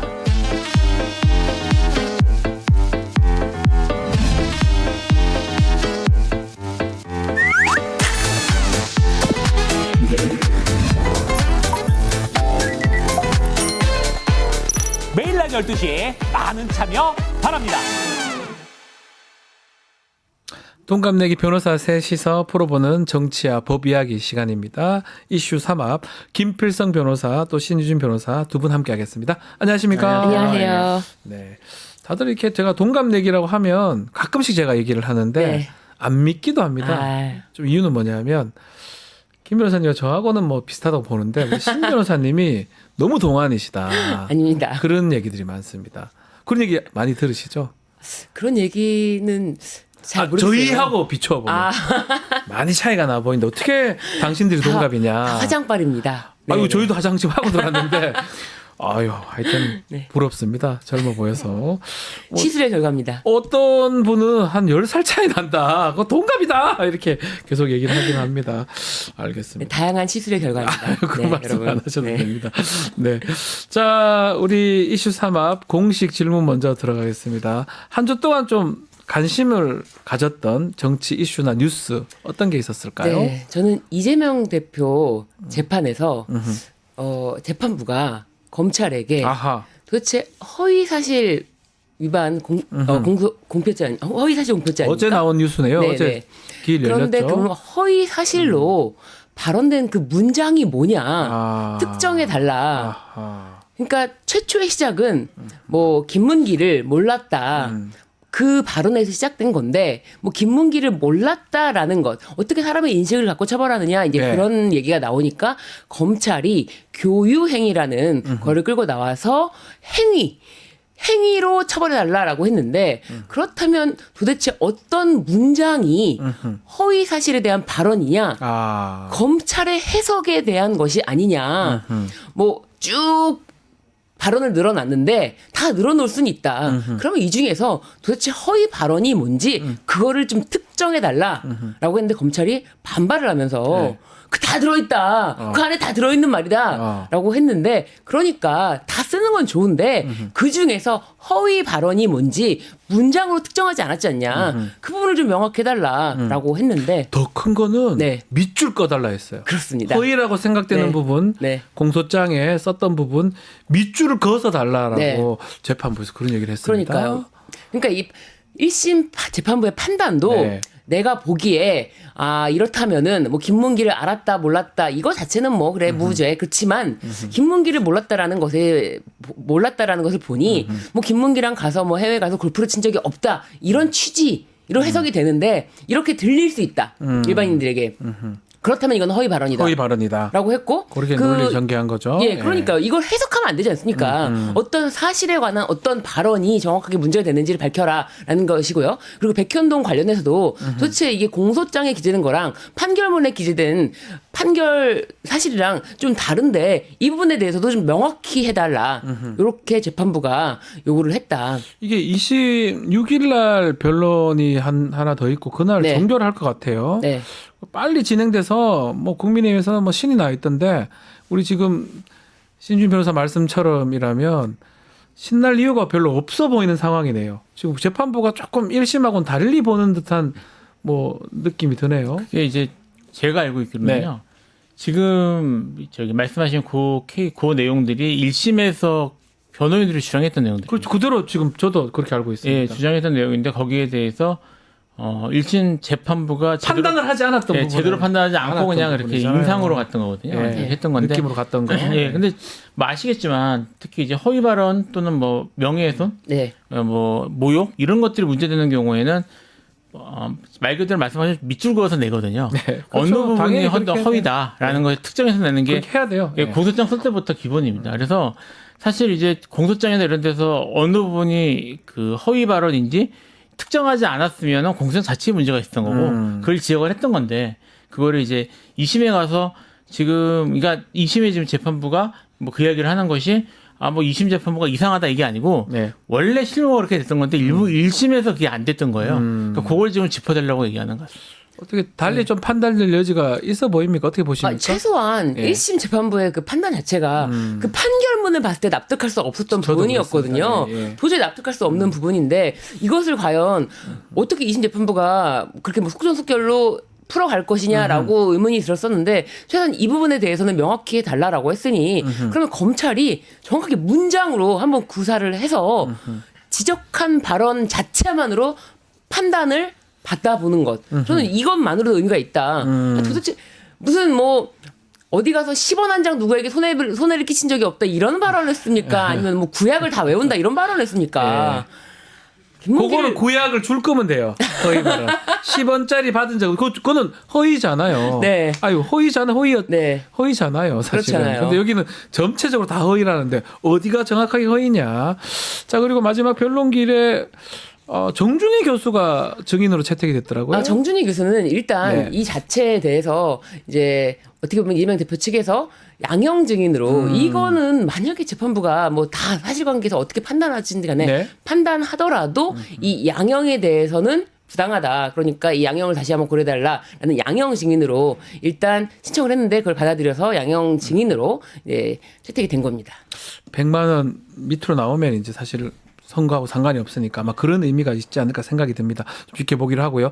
우리 김필성 변호사님이 좀 주목했던 뉴스라든지 이슈 어떤 게 있었을까요? 뭐 이번에 네. 최근에 이제 재밌다고 표현하기 좀 그렇긴 한데 네. 어쨌든 이 납득하지 않는 그런 뉴스가 워낙 많아서요. 근데 그 중에 이제 가장 눈에 들어왔던 게 그냥 저기 뉴스 제목을 읽겠습니다. 네. 윤석열 연설 때 야당 박수 한 번 안 치더라. 계엄 이후 강변. 예. 그러니까 이제 윤석열 대통령이 지난 화요일 날 재판을 하는데 오전 재판 끝날 때쯤에 네. 한마디 하게 해달라라고 해서 마이크를 요청을 했다는 거예요. 발언 기회를. 뭐 지금 어느 검사장께서 발언 기회도 안 주고 뭐 이런 말씀 하셨다는데 발언 기회 줬습니다. 네, 줬어요. 예, 네. 줬는데 발언 기회 받아가지고 했던 얘기가 내가 이제 그러니까 대통령이 국회 연설을 하면 박수도 안 치고 얼굴도 돌리고 악수도 안 하고 나는 같이 야당 의원들과 같이 미국 순방할 때도 데려가려고 하고 밥 이제 차도 한잔 마시려고 하고 나름 나는 노력을 했는데 저 사람들은 나한테 박수도 안 치더라. 박수 한 번 안 치더라. 야박하네요. 네, 야박하네요. 그래서 내가 계엄을 했다라는 취지로 얘기를 해서 하셨습니다. 네, 맞아요. 얘기는 좀 긴데. 네. 근데 이게 듣는 사람들 입장에서는 이거를 대충 이런 것 같거든요. 이게 지금 다시 말씀드리지만 형법전에서 가장 큰 범죄 중 하나가 내란입니다. 네. 보통 이제 가장 대표적인 중범죄라고 그러면 살인을 생각을 하는데요. 살인보다 내란이 더 큰 범죄거든요. 실제로 살인했다고 하더라도 현행 대통령을 예. 기소할 수가 없습니다. 네. 내란 외환밖에 없어요. 네. 예. 근데 지금 이분 말은 이거 약화시켜서 얘기하면 박수 한 번 안 치려서 내가 저 사람 죽였어요. 네. 나는 잘못한 게 없어요라고 얘기한 것보다 더 심한 말이에요. 그보다 심한 말이다. 그렇죠. 예. 이게 내란 훨씬 무거운 중죄니까. 이게 이분이 지금 본인이 지금 내란으로 탄핵이 되고 기소된 상황을 어떻게 보고 있는 것인가? 그러니까 나아가 지금 이제 윤석열 대통령 측의 변론 전략은 가벼운 내란이었다. 가벼운 계엄이었다. 예. 금방 끝났으니 계엄이 아니다. 경고형이다. 네, 경고형이다. 그리고 이게 선관위에서 의혹이 있으니 계엄이 필요했다라는 식의 얘기들을 지금 마치 이게 타당한 주장인 것처럼 열심히 주장을 하고 있는데 네. 사실 이제 법 전문가 입장에서는 저게 뭔 소리지? 저게 이유가 된다고 생각하나라는 생각이 들잖아요, 사실은. 다 들죠. 다 네. 드는데 네. 아 이분은 박수 안 쳐서 삐졌을 때 삐진 걸로서도 이게 계엄이 가능하구나라고 생각하시는구나. 예. 과연 우리나라의 법 질서를 어떻게 생각하시는 건가? 정말 저것도 사실은 준비되어야 되잖아요. 네. 탄핵 심판에서 본인이 발언할 기회면 정말 어떤 말을 해야 될지 준비하고 와야 되는데 저 준비한 건지 아니면 즉흥적으로 한 건지 알 수는 없지만 어쨌든 결국은 지금 우리 김필성 변호사 말씀대로 삐져서 계엄했다는 거잖아요. 네. 삐져서 가장 중한 범죄를 저질렀다는 거잖아요. 박수 안 치고 너무 기분 나빠가지고 확 그냥 이렇게 들리잖아요. 네. 이게 법조인이에요. 법조인, 검찰총장 주의 법조인. 이게 탄핵 심판에 헌법재판소에서 저 얘기를 한다는 게 저는 좀 납득이 안 되거든요. 설사 마음은 그럴 수 있어요. 저 얘기 하는 게 맞습니까?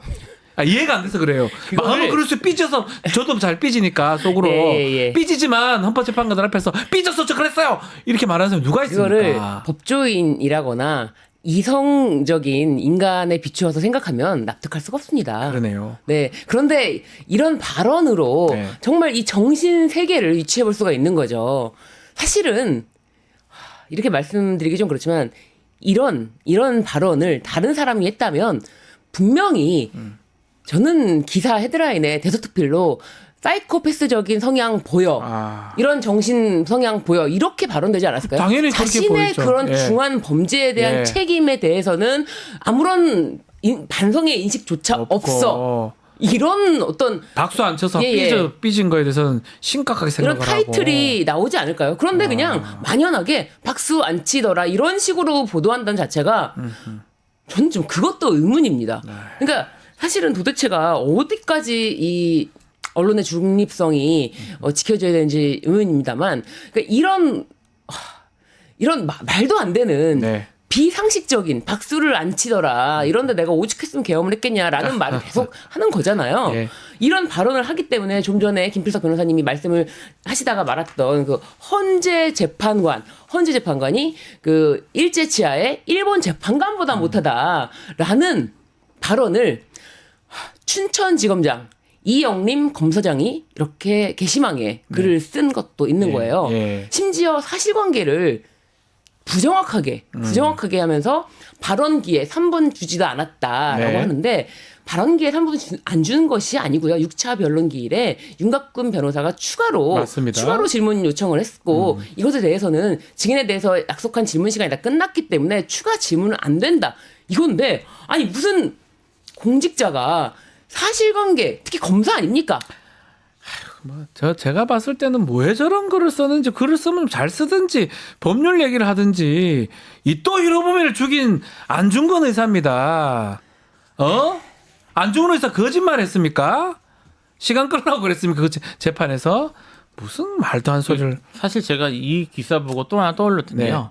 마침 이 말 하셨던 그날인 것 같은데 네. 이제 이재명 대표가 국회에서 연설을 했습니다.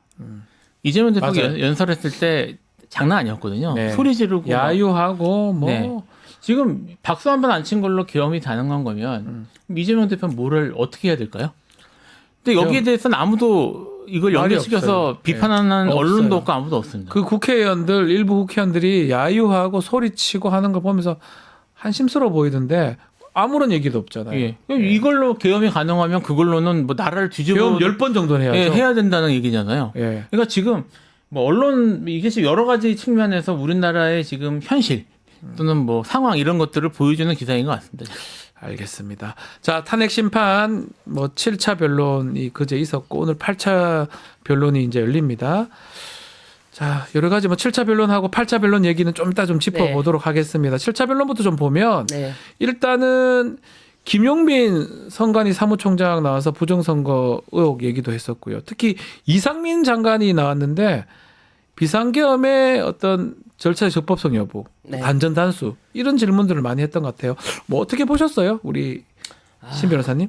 이상민 전 장관 정말 대단합니다. 네. 대단해요. 어떻게 그렇게 자신에게 단전 단수의 지시가 없었지만 책상 위에 있는 쪽지에 적힌 메모 그걸 보니까 다 쭉 보니까 외웠어. 한 번에 보고 한 번에 외웠지만 네. 경향신문, 한겨레신문, MBC, 여론조사꽃 이렇게 가가지고 단전 단수 이렇게 써 있는 거를 보고 돌아가다가 소방청장에게 전화를 해서 네.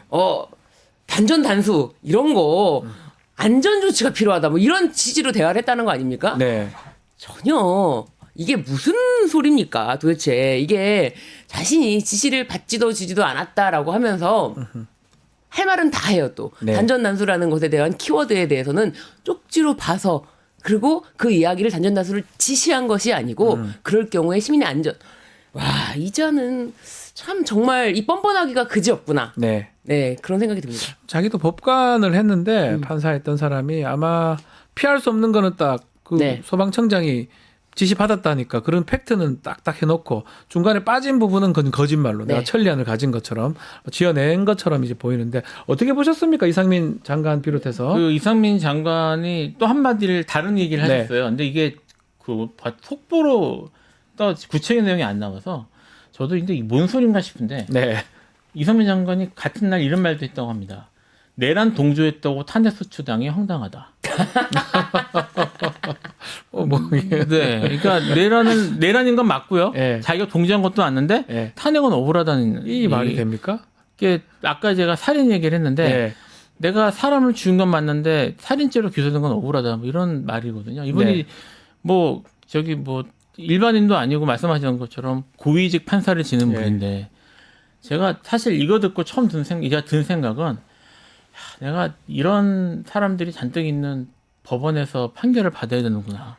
정말 이 직업 힘들다라는 생각을 개인적으로 저도 했어요. 비슷한 생각을 했어요. 저딴 사람들이 재판했다고 이런 생각을 했습니다. 그러니까 이게 지금 이걸 좀 아셨으면 좋겠어요. 지금 뭐 아까 제가 이제 윤석열 대통령이 박수 안 쳐서 계엄했다라는 말을 했다는 얘기를 네. 했는데 지금 언론이나 이런 데 쏟아내는 걸 보면요.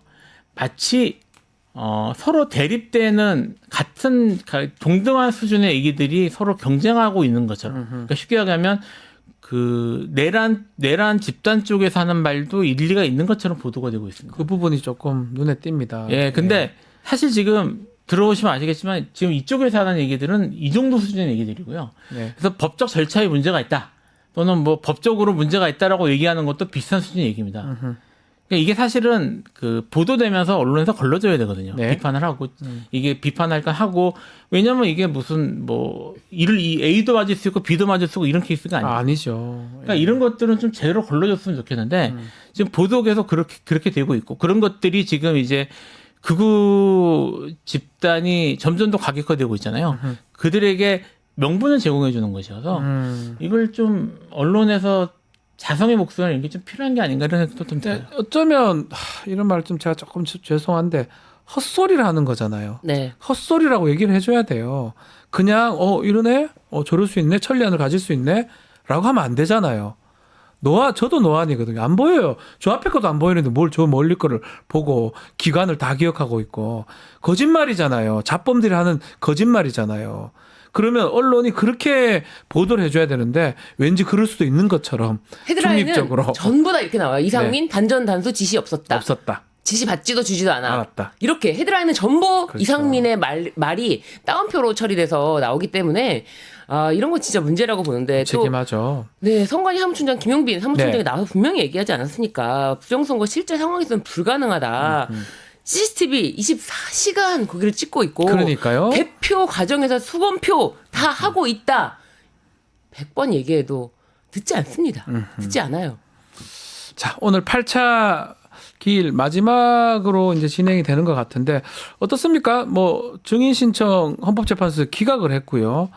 또 새로운 또 기일이 잡힐 가능성도 있는지 오늘로 끝나는 건지 그건 어떻게 보십니까? 저 사실 이제 한 두어 전까지만 해도 오늘 끝날 거라고 생각을 했는데요. 네. 보통 이제 이런 재판인 경우에는 끝나는 날짜를 예고를 하거든요. 네. 근데 이제 오늘 끝나겠다는 얘기를 예고하진 않았기 때문에 한두 번 정도는 더 하지 않을까 더 할 싶고. 것이다. 그러니까 증인신문은 아마 더 안 받을 가능성도 충분히 있을 것 같습니다. 네. 이제 마지막으로 뭐 변론을 위해서 PPT를 한다든지 뭐 이런 변론 마무리를 위한 절차 정도가 만약 한다면 한두 번 정도 있지 않을까라고 좀 생각이 들어요. 그 마은혁 재판관 후보자 지금 아직까지 결정이 안 나고 있어요. 권한쟁이.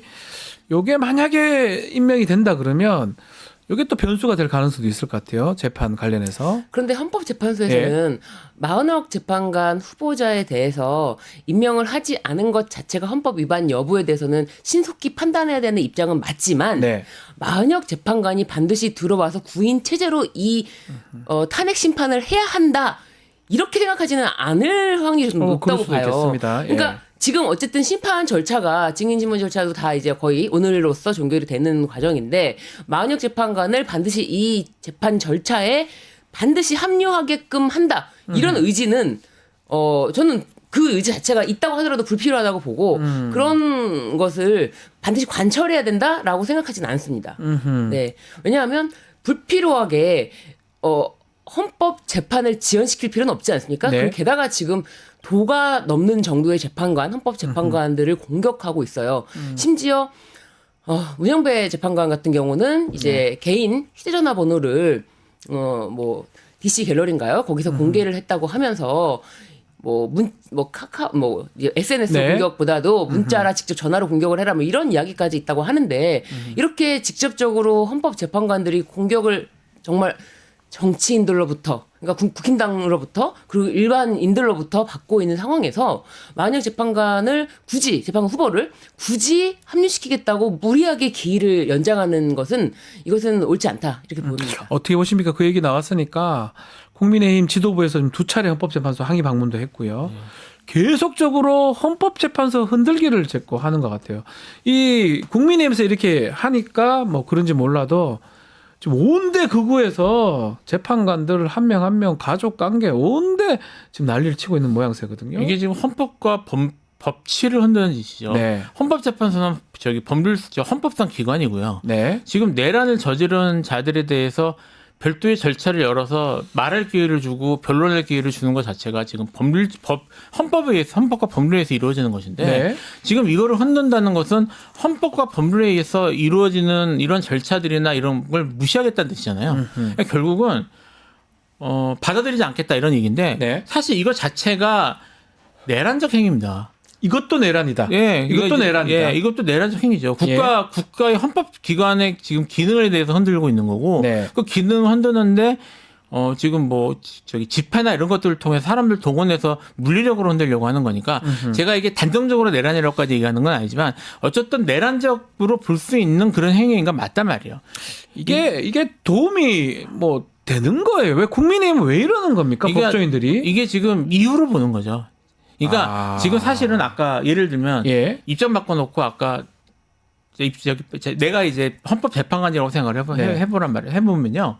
국회에 나와가지고 뭐 이상민 장관도 그렇고 지금 이제 피소추인인 윤석열 대통령이 나와서 내가 박수 안 쳐서 기분 나빠서 계엄했어 이런 말 하면은 그렇구나 그러면 이해할 만한 상황이니까 탄핵 기각해야 돼. 이렇게 아무도 생각하지 않거든요. 생각하지 없을 거예요. 네, 근데 지금 이런 것들이 노출이 되고 하는 이유는 이게 결국은 이후에 그 헌법재판소의 결정을 사람들이 부인하게 만들고 뭐 그게 이제 지금 대한민국이라는 그 공화국을 뒤엎을 정도까지는 안 간다고 하더라도 그것이 장기적으로 자기들한테 정치적으로 이익이 될 거라고 보는 것 같아요. 네. 그러니까 그 윤석열 대통령이 만약에 탄핵이 인정이 돼서 그래서 이제 물러나게 되고 내란으로 처벌을 한다고 하더라도 저거는 부당한 처벌이다.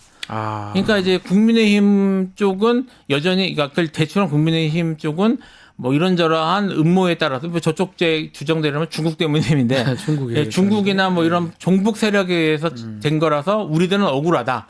우리를 지지해달라고 하는 그런 정치적 계산에 들어간 거라고 보이는데 그러면 안 되죠. 이게 법조인들도 많잖아요. 국민의힘에 네. 뭐 검사도 있고 판사도 있고 많은데 특히 이런 분들이 모르지 않을 겁니다. 사법부 저희도 마찬가지잖아요. 법원을 비판할 수 있지만 공격하거나 그런 식으로 하는 경우는 없습니다. 개개인에 대해서 판사 개개인에 대해서 가족까지 뭐 얘기를 하면서 이렇게 하는 게 본인들은 윤석열이 어찌되든 간에 내 이익이 더 중요하다 이렇게 생각하는 건가요? 어떻게 보십니까?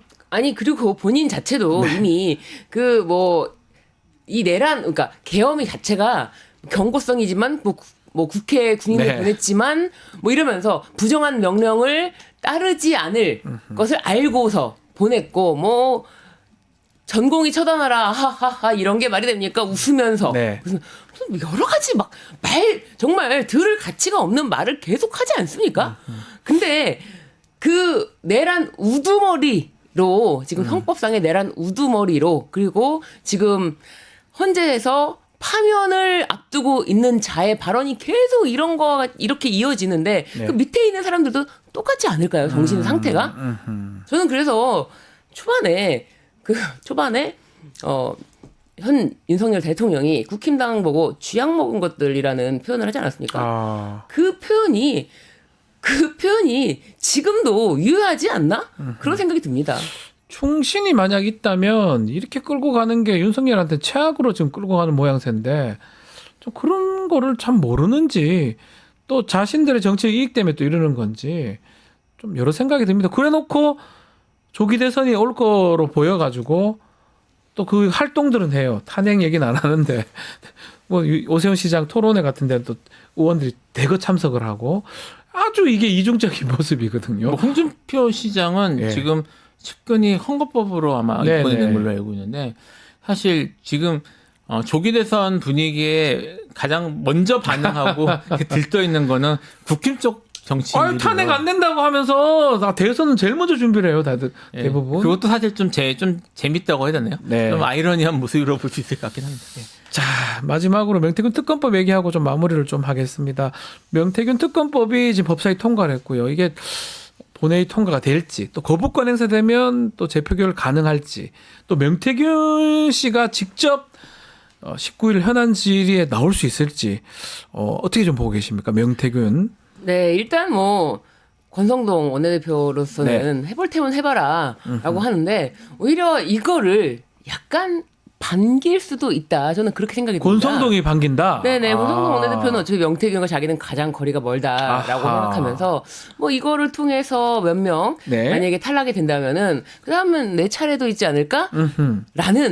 라는 생각도 있을 것 같아서 사실 국민의힘 내부에서는 굉장히 셈법이 복잡한 그러네요. 복잡한 그러고 보니까. 이게 여기에 대해서 좋아할 수는 없지만 무작정 손 놓고 있기는 안 된다. 내가 다음 준비를 해야 되는데 뭐 이런 생각이 들 것 같아서 굉장히 복잡한 셈법이 있을 것이다.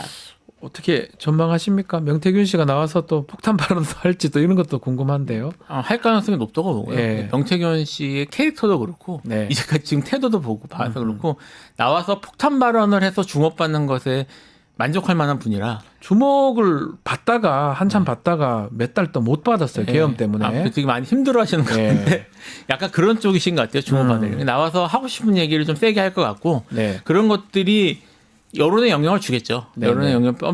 공개 발언인 것이니까 이게 지금 명태균법 특검법 같은 경우는 말씀하신 것처럼 셈법이 복잡할 가능성이 높고요. 네. 이게 이제 그 또 주요 대선 주자들하고 얽혀 있기 때문에 이 주요 대선 주자들을 공격해서 나에게 기회가 오기를 바라는 계파가 있지 않겠습니까? 그렇죠. 그런 쪽에서는 반길 수도 있는 건데 이게 좀 재밌는 게 지금 우리가 이제 언급하고 있는 주요 이제 국민의힘 대선 주자 가능성 있는 분들은 다 국회 밖에 있어요. 네. 원내에 있습니다. 원내에 있습니다. 다 이제 네. 지자체 뭐 이런 쪽에 계시잖아요. 그리고 김문수는 네, 장관이시고. 장관이시고. 예, 그래서 국회에서 그 결정하는 것이기 때문에 국회에서 이건 최성목 지금 권한대행이 이거를 거부권 행사할 가능성은 충분히 있다고 봅니다. 이제까지 별걸 다 거부권 행사했기 때문에 이거는 경우에 따라서는 재의결도 될 수도 있을 것 같습니다. 달리 될 가능성도 있다. 그렇죠. 셈법이 복잡합니다. 복잡합니다. 네, 한번 지켜보기로 하고요. 자, 오늘 이슈 3합은 여기서 마무리해야 될 것 같습니다. 김필성 신 변호사 감사합니다. 네, 감사합니다. 뉴스토마토 구독자 이벤트 소개해드리겠습니다. 지금 실시간 채팅창 참여를 하시면 매일 2,000 통통 쿠폰 지급해드리고 있습니다. 매일 2,000원 상당의 할인 쿠폰을 지급해드리는데요. 채팅창 링크에 있는 통통몰 앱에 가입하시고 회원 고유번호 코드 실시간 채팅창에 한 번만 붙여넣기 하면 이벤트 참여하실 수가 있습니다. 댓글 달면 하루 5번까지 5,000 통통 쿠폰을 드리고 있습니다. 참고해 주시고요. 이어서 뉴스인사 프라임 진행이 됩니다. 오늘 쇼미더 민심입니다. 어디 가지 마시고 조금만 기다려 주십시오.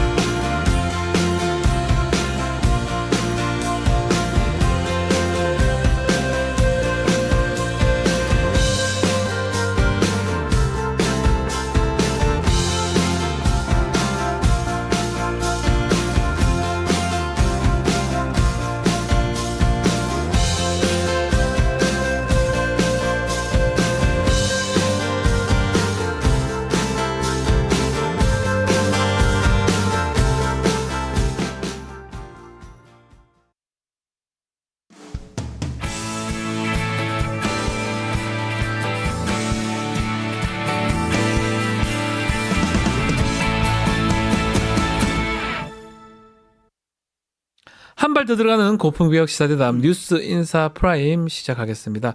자, 목요일 날 쇼미더 민심입니다. 윤희웅 대표, 박영식 정치시사 에디터 두 분 함께합니다. 안녕하십니까? 네, 반갑습니다. 자, 오늘은 좀 특정 여론조사보다는 전반적인 여론조사 분위기 또 이야기 좀 나눠보겠습니다.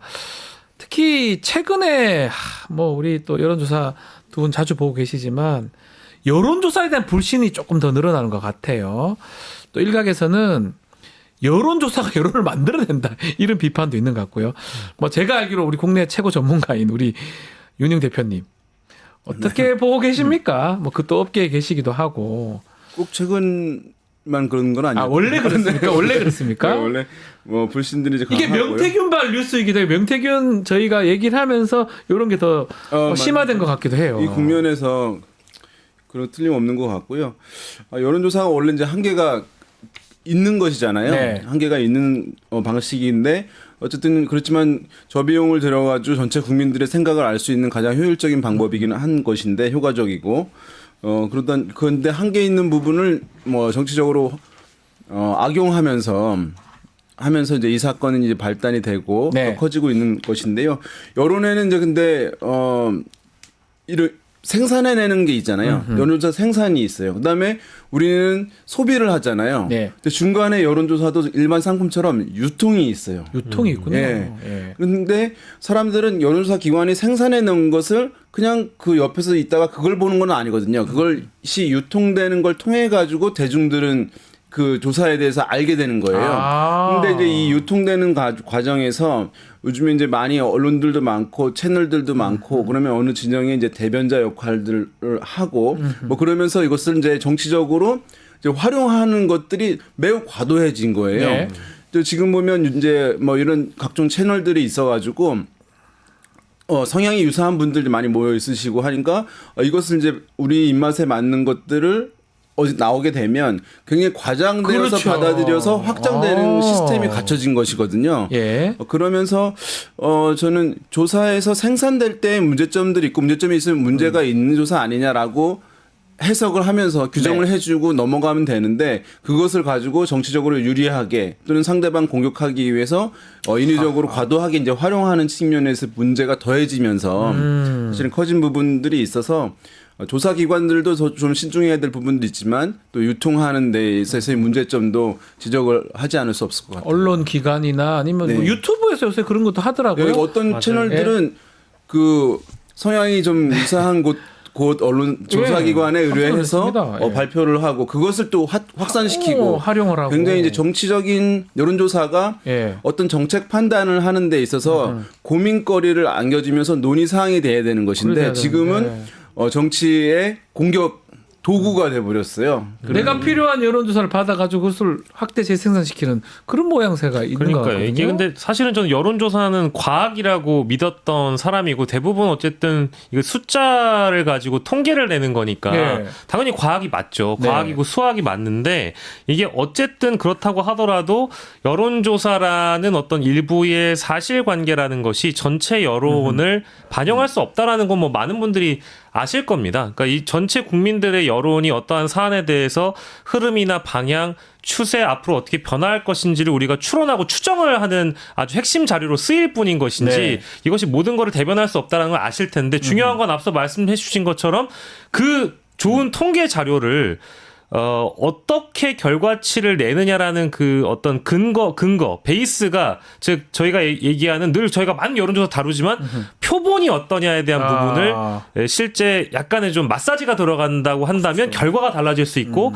그 결과값을 가지고 정치적으로 악용하는 사람들이 분명히 존재하기 때문에 대부분 여론조사에 대해서 좀 실망을 하거나 보지 않으려고 하거나 아예 이제 응답조차 안 해버리려고 하다 보니까 항상 어떤 방향으로만 쏠릴 수밖에 없는 정말 한계가 드러나고 있는 게 아닌가 싶습니다. 우리나라는 그러니까 사실 여론조사 상당히 관심이 많은 나라예요. 맞습니다. 예, 예. 규모에 비해서 그래서 지금 뭐 일주에도 여러 개 조사들이 나오고 즉 알지 못하시지만 조사들을 너무 많이 이제 쏟아지고 있는 그런 상황인데요.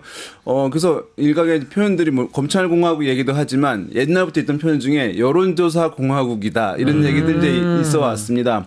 그래서 이제 왜 한국 정치에서 한국 사회에서 여론에 대해서 대중들의 관심이 높은가 이런 이제 연구들도 있는데 네. 그 정답은 이제 결론은 그거예요. 어떤 이제 공적 영역의 기관들에 대한 권위가 상당히 약한 거예요. 권위와 신뢰가. 그러니까 만약에 뭐 어떤 뭐 사법과 관련한 또는 정부와 관련한 어떤 리더가 이렇게 결정을 했다. 그것을 야 네가 뭔데 이렇게 얘기를 해. 우리 대중들의 생각은 이거야라고 하는 걸 가지고 그것을 깰 수 있는 것이다 보니까 그러네요. 그러니까 공적 영역에 대한 신뢰와 뭐 이런 이제 공신력들을 이것이 상당히 이제 허술하다 보니까 사람들의 생각을 갖고 이제 그것을 공세하려고 하는 흐름들이 굉장히 이제 강화된 측면들, 익숙하게 돼 있는 측면이 있다고 할 수 있겠습니다. 이번 탄핵 과정에서 내란 과정에서 극우 유튜버들이 급부상을 했습니다. 혹시 박영시 에디터 보시기에는 이 유튜버들이 여론 선동하거나 여론을 만드는데 영향을 미쳤다고 보십니까? 여기서 말씀하시는 유튜버는 아마도 이제 가짜 극우, 그렇죠, 가짜 극우 세력들, 예, 이제 예. 흔히 얘기하는 극우 유튜버라고 우리가 이제 부르는 그런 사람들일 텐데 저는 사실 큰 영향을 주기는 하는 것 같아요. 아까 이제 그 일부의 여론조사들을 어떻게 악용을 해서 컨텐츠를 만드느냐, 이제 그거의 확산에 선봉에 서 있는 게 극우 유튜버들이라고 저는 보기 때문에 네. 이 사람들이 자신이 좋아하는 유튜브를 구독해놓고 나중에 갑자기 극우 컨텐츠를 만들거나 하는 방향들이 있거든요. 네. 근데 이제 최근에 트렌드를 보면 이제 두 가지가 있는 것 같습니다. 그러니까 하나는 극우 개신교를 밑바탕으로 해서 이제 목사님이 하시는 말씀은 사실 메시아의 대변자고 하나님의 대변인이 우리 신도들에게 얘기를 하는 건데 그 종교 컨텐츠를 하시던 분이 갑자기 정치 컨텐츠를 하면서 어떤 정치인이 죽어야 대한민국이 산다 이런 걸 얘기를 해버리니까 갑자기 그 장벽이 확 낮아지면서 목사님의 말씀이 예수님의 말씀이구나. 하나님의 말씀이구나. 아주 뭐랄까 일상적인 극우와 평범한 극우에 젖어들게 되는 거고요. 네. 다른 하나는 역사 강의, 세계사 강의, 칠판 앞에서 어떤 지식과 정보를 전달하는 지식인의 모델로 접근을 했는데 어느 순간 또 극우 유튜버가 돼 있어서 이 사람들이 또 여론조사를 가지고 드디어 제가 최근에 본 영상의 경우에는 오랜만에 웃어봅니다. 지지율 51%. 네. 이게 전환길 씨의 그 대표적인 썸네일 제목이에요. 맞습니다. 그 51%가 어디서 나왔는지 봤더니 정말 형편없는 내용을 가지고 질문했던 조사 문항이 들어가 있는 여론조사에 윤석열 지지율 51%를 또 인용을 하더군요. 네. 그러니까 이런 식으로 돼버리면은 결국 아까 제가 말씀드렸던 그 유튜버가 좋아서 종교적으로 접근했던 사람들, 역사 강의로 접근했던 사람들이 어느 순간 나도 모르게 극우에 젖게 되는 이게 또 여론조사에 영향을 받게 되는 이제 이런 식의 모델이어가지고 매우 심각하게 영향을 받고 있다고 봐야 되겠죠. 그렇다면 이 윤석열 탄핵 반대 여론이 점점 늘어나는 추세잖아요. 뭐 제가 다 언급은 하지 않겠습니다. 그 원인에 이런 여론조사도 있다고 봐야 됩니까?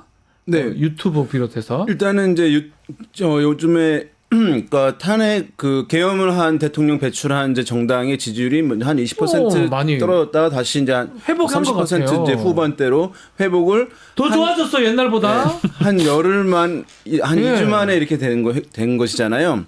그리고 또 한 가지 주목할 현상은 김문수 장관이 사실은 대선 주자로 거론조차 되지 않았던 상황인데 이것도 한 열흘 만에 한 보름 만에 두 자릿수 후보가 되어버렸어요. 네, 다자로 맞아요. 대결해서 넘버 원입니다. 이런 보수 현상은 진영에서. 사실 예. 매우 익숙하지 않은 것이고 네. 이례적인 현상들입니다. 근데 이런 현상들에는 유튜브 이런 이제 채널들이 사실은 영향을 주었다고 할 수 있는데요. 뭐냐 하면 예전에는 어떤 한쪽 진영에서 정치 그룹에서 얘기한다 하더라도 그것이 이제 일반 대중 또는 지지자들까지 전달되는데 상당한 시간이 걸렸거든요. 근데 지금은 어떤 단체 카톡방도 많고 그다음에 성향이 뚜렷한 유튜브 채널들이 있어서 이렇게 얘기를 한 것이 약간 뭐 지시한 것 아니면 얘기한 것이 전달돼 가지고 확산되는 것 이것이 그리고 받아들여서 이행하는 과정들이 굉장히 원활하게 될 수 있는 시스템이 구축이 된 거예요. 일사불란하게 할 수 있게. 그래서 만약 김우수 장관도 어느 진영에서 띄웠다라고 한다고 하면은 한 3% 4% 띄우는 것은 말이 되는데 두 자릿수 간다는 거는 정말 대단한 것이거든요. 그래서 아마도 이게 의견들이 바로바로 즉각적으로 전달되는 이 시스템이 유튜브 채널을 통해 가지고 이루어진 것이라고 할 수 있겠고요. 그러다 보니까 어쨌든 이제 어떤 이렇게 강하게 한쪽에서 강하게 네. 얘기하는 것들이 그분들한테 전달되어서 뭐 여론조사에 적극적으로 참여한다든가 아니면은 우리가 지금 나서서 여론전을 강화해야 된다라고 하는데 영향을 받는 측면들이 있다고 할 수 있겠고요. 나아가서 지금 왜 이렇게 이제 막 탄핵 반대 이것도 올라가냐. 시간이 지나다 보니까 이제는 이것이 정치 싸움이 좀 된 측면들이 있습니다. 그러니까 애초에 이제 계엄 났을 때 뭐 탄핵 찬성률은 70%도 가고 이렇게 나오는데 시간이 지나면서 이제 야당도 참전을 하게 되고 그러면 이제 정치적 공방이 되게 되면 한쪽 진영에 있는 분들 같은 경우는 이건 이제 정치적 싸움이고 저쪽도 나섰으니까 나는 이쪽이 편이니까 이쪽을 방어해야 된다고 하는 기류가 강화될 수밖에 없는 측면들이 있거든요. 그것이 이제 더해지면서 최근에 이제 뭐 이렇게 여론조사들 좀 영향을 받은 또 한쪽 진영의 유권자들이 좀 적극적으로 조사에 참여한 측면도 더해지고요. 그래서 나타난 현상이라고 볼 수 있겠습니다. 이게 지금 정권 교체, 정권 연장 관련된 여론조사 결과들이 계속해서 나오는데 뭐 그럼에도 불구하고 아직까지는 정권 교체 이 여론이 좀 우세한 흐름 같아요. 방희석 에디터 한번 말씀 주시죠. 네, 지금 리얼미터 네. 조사를 보니까 여기 정권 나오고 있죠? 교체가 49.2%, 정권 연장이 45.2%고요. 조원 CNI가 정권 교체가 49.9%, 정권 연장이 45.5%인데, 네. 근데 저는 이것도 앞서 제가 말씀드렸던 대로 여기에 실제 제가 최근 조사여가지고 이건 다 확인을 해봤는데 네. 역시나 어쨌든 과표집의 문제를 떼놓고 볼 수는 없는 상황이어서 보수 과표집이 돼 있다 이 말씀인가요? 그렇죠. 그러니까 지금 저희 구독자분들이나 시청자분들께서는 아니 내란이 벌어졌는데 비상계엄 사태 이후에 어떻게 아직까지도 정권 연장을 45% 수준으로 응답을 할 수가 있느냐 이게 말이 되느냐라는 이제 그런 지적을 하실 텐데요. 이 두 가지 모든 조사에서 어찌 됐든 간에 뭐 중도층을 포함한 또 보수층을 포함해서 본다면 약간 뭐랄까 여론이라고 한다라면 언론을 중심으로 확대 재생산되고 있는 여러 여론조사와 관련된 보도들 내지는 이제 어쨌든 이제 좀 정권을 지키려고 하는 쪽의 워딩들이 많이 보도가 되면서 중도층에서는 이제 흔들리는 것이고 보수층에서는 이 정권을 뺏기지 않게끔 특히 이제 이재명 포비아라는 것이 저번에 깔려 있기 때문에 그런 측면에서 이 수치가 높은 것인 것뿐이지 저는 전반적인 전체 여론은 이것과는 조금 다르다고 보는 쪽인데요. 네. 자, 뭐 ARS 이제 조사응답에서는 어쨌든 많이 말씀드렸지만 정책 성향이 뚜렷한 분들이 많이 참여를 하게 됩니다. 그렇죠? 지금 이제 발표되는 것들이 많이 이제 그런 상황인데요. 그래서 통상적으로 모르는 무응답 비율이 굉장히 적어요.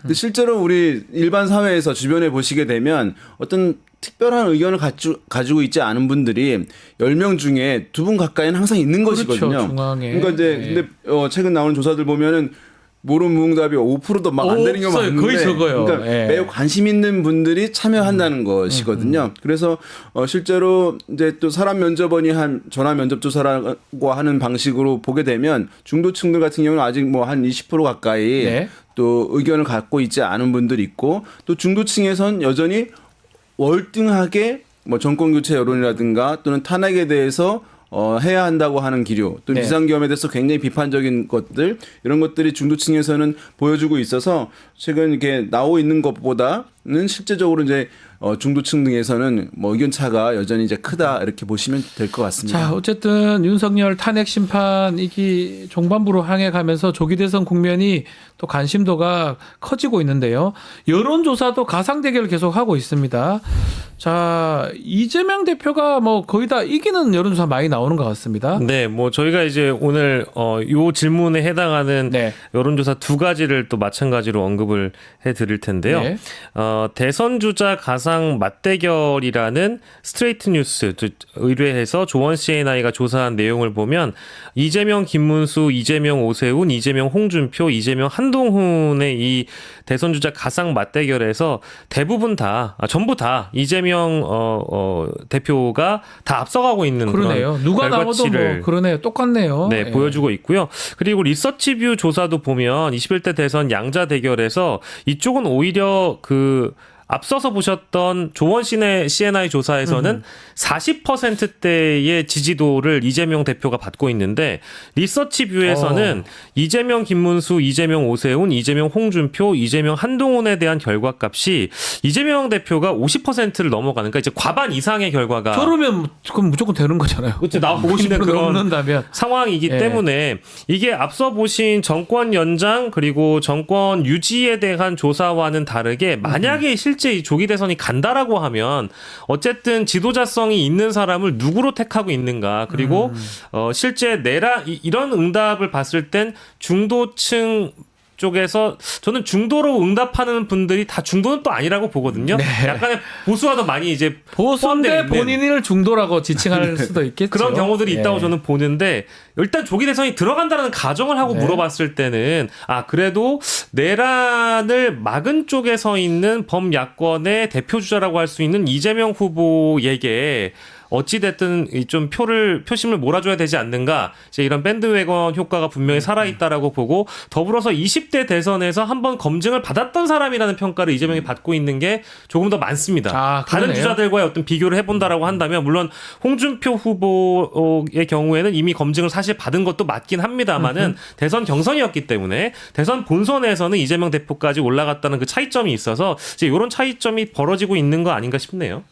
어떻게 보십니까? 이렇게 여론조사하면 뭐 어쨌든 이재명 대표가 어쩜 상수로 보이고 뭐 보수 진영은 돌아가면서 얘기하는데 네. 거의 차이는 별로 없어 보이거든요. 제가 봤을 때. 뭐 이런 흐름들 예. 뭐 왜 어디에서는 뭐 40% 45%가 나오고 어디는 50 넘냐 먼저 사실은 큰 차이가 있는 거라고 예. 보기는 힘들고요.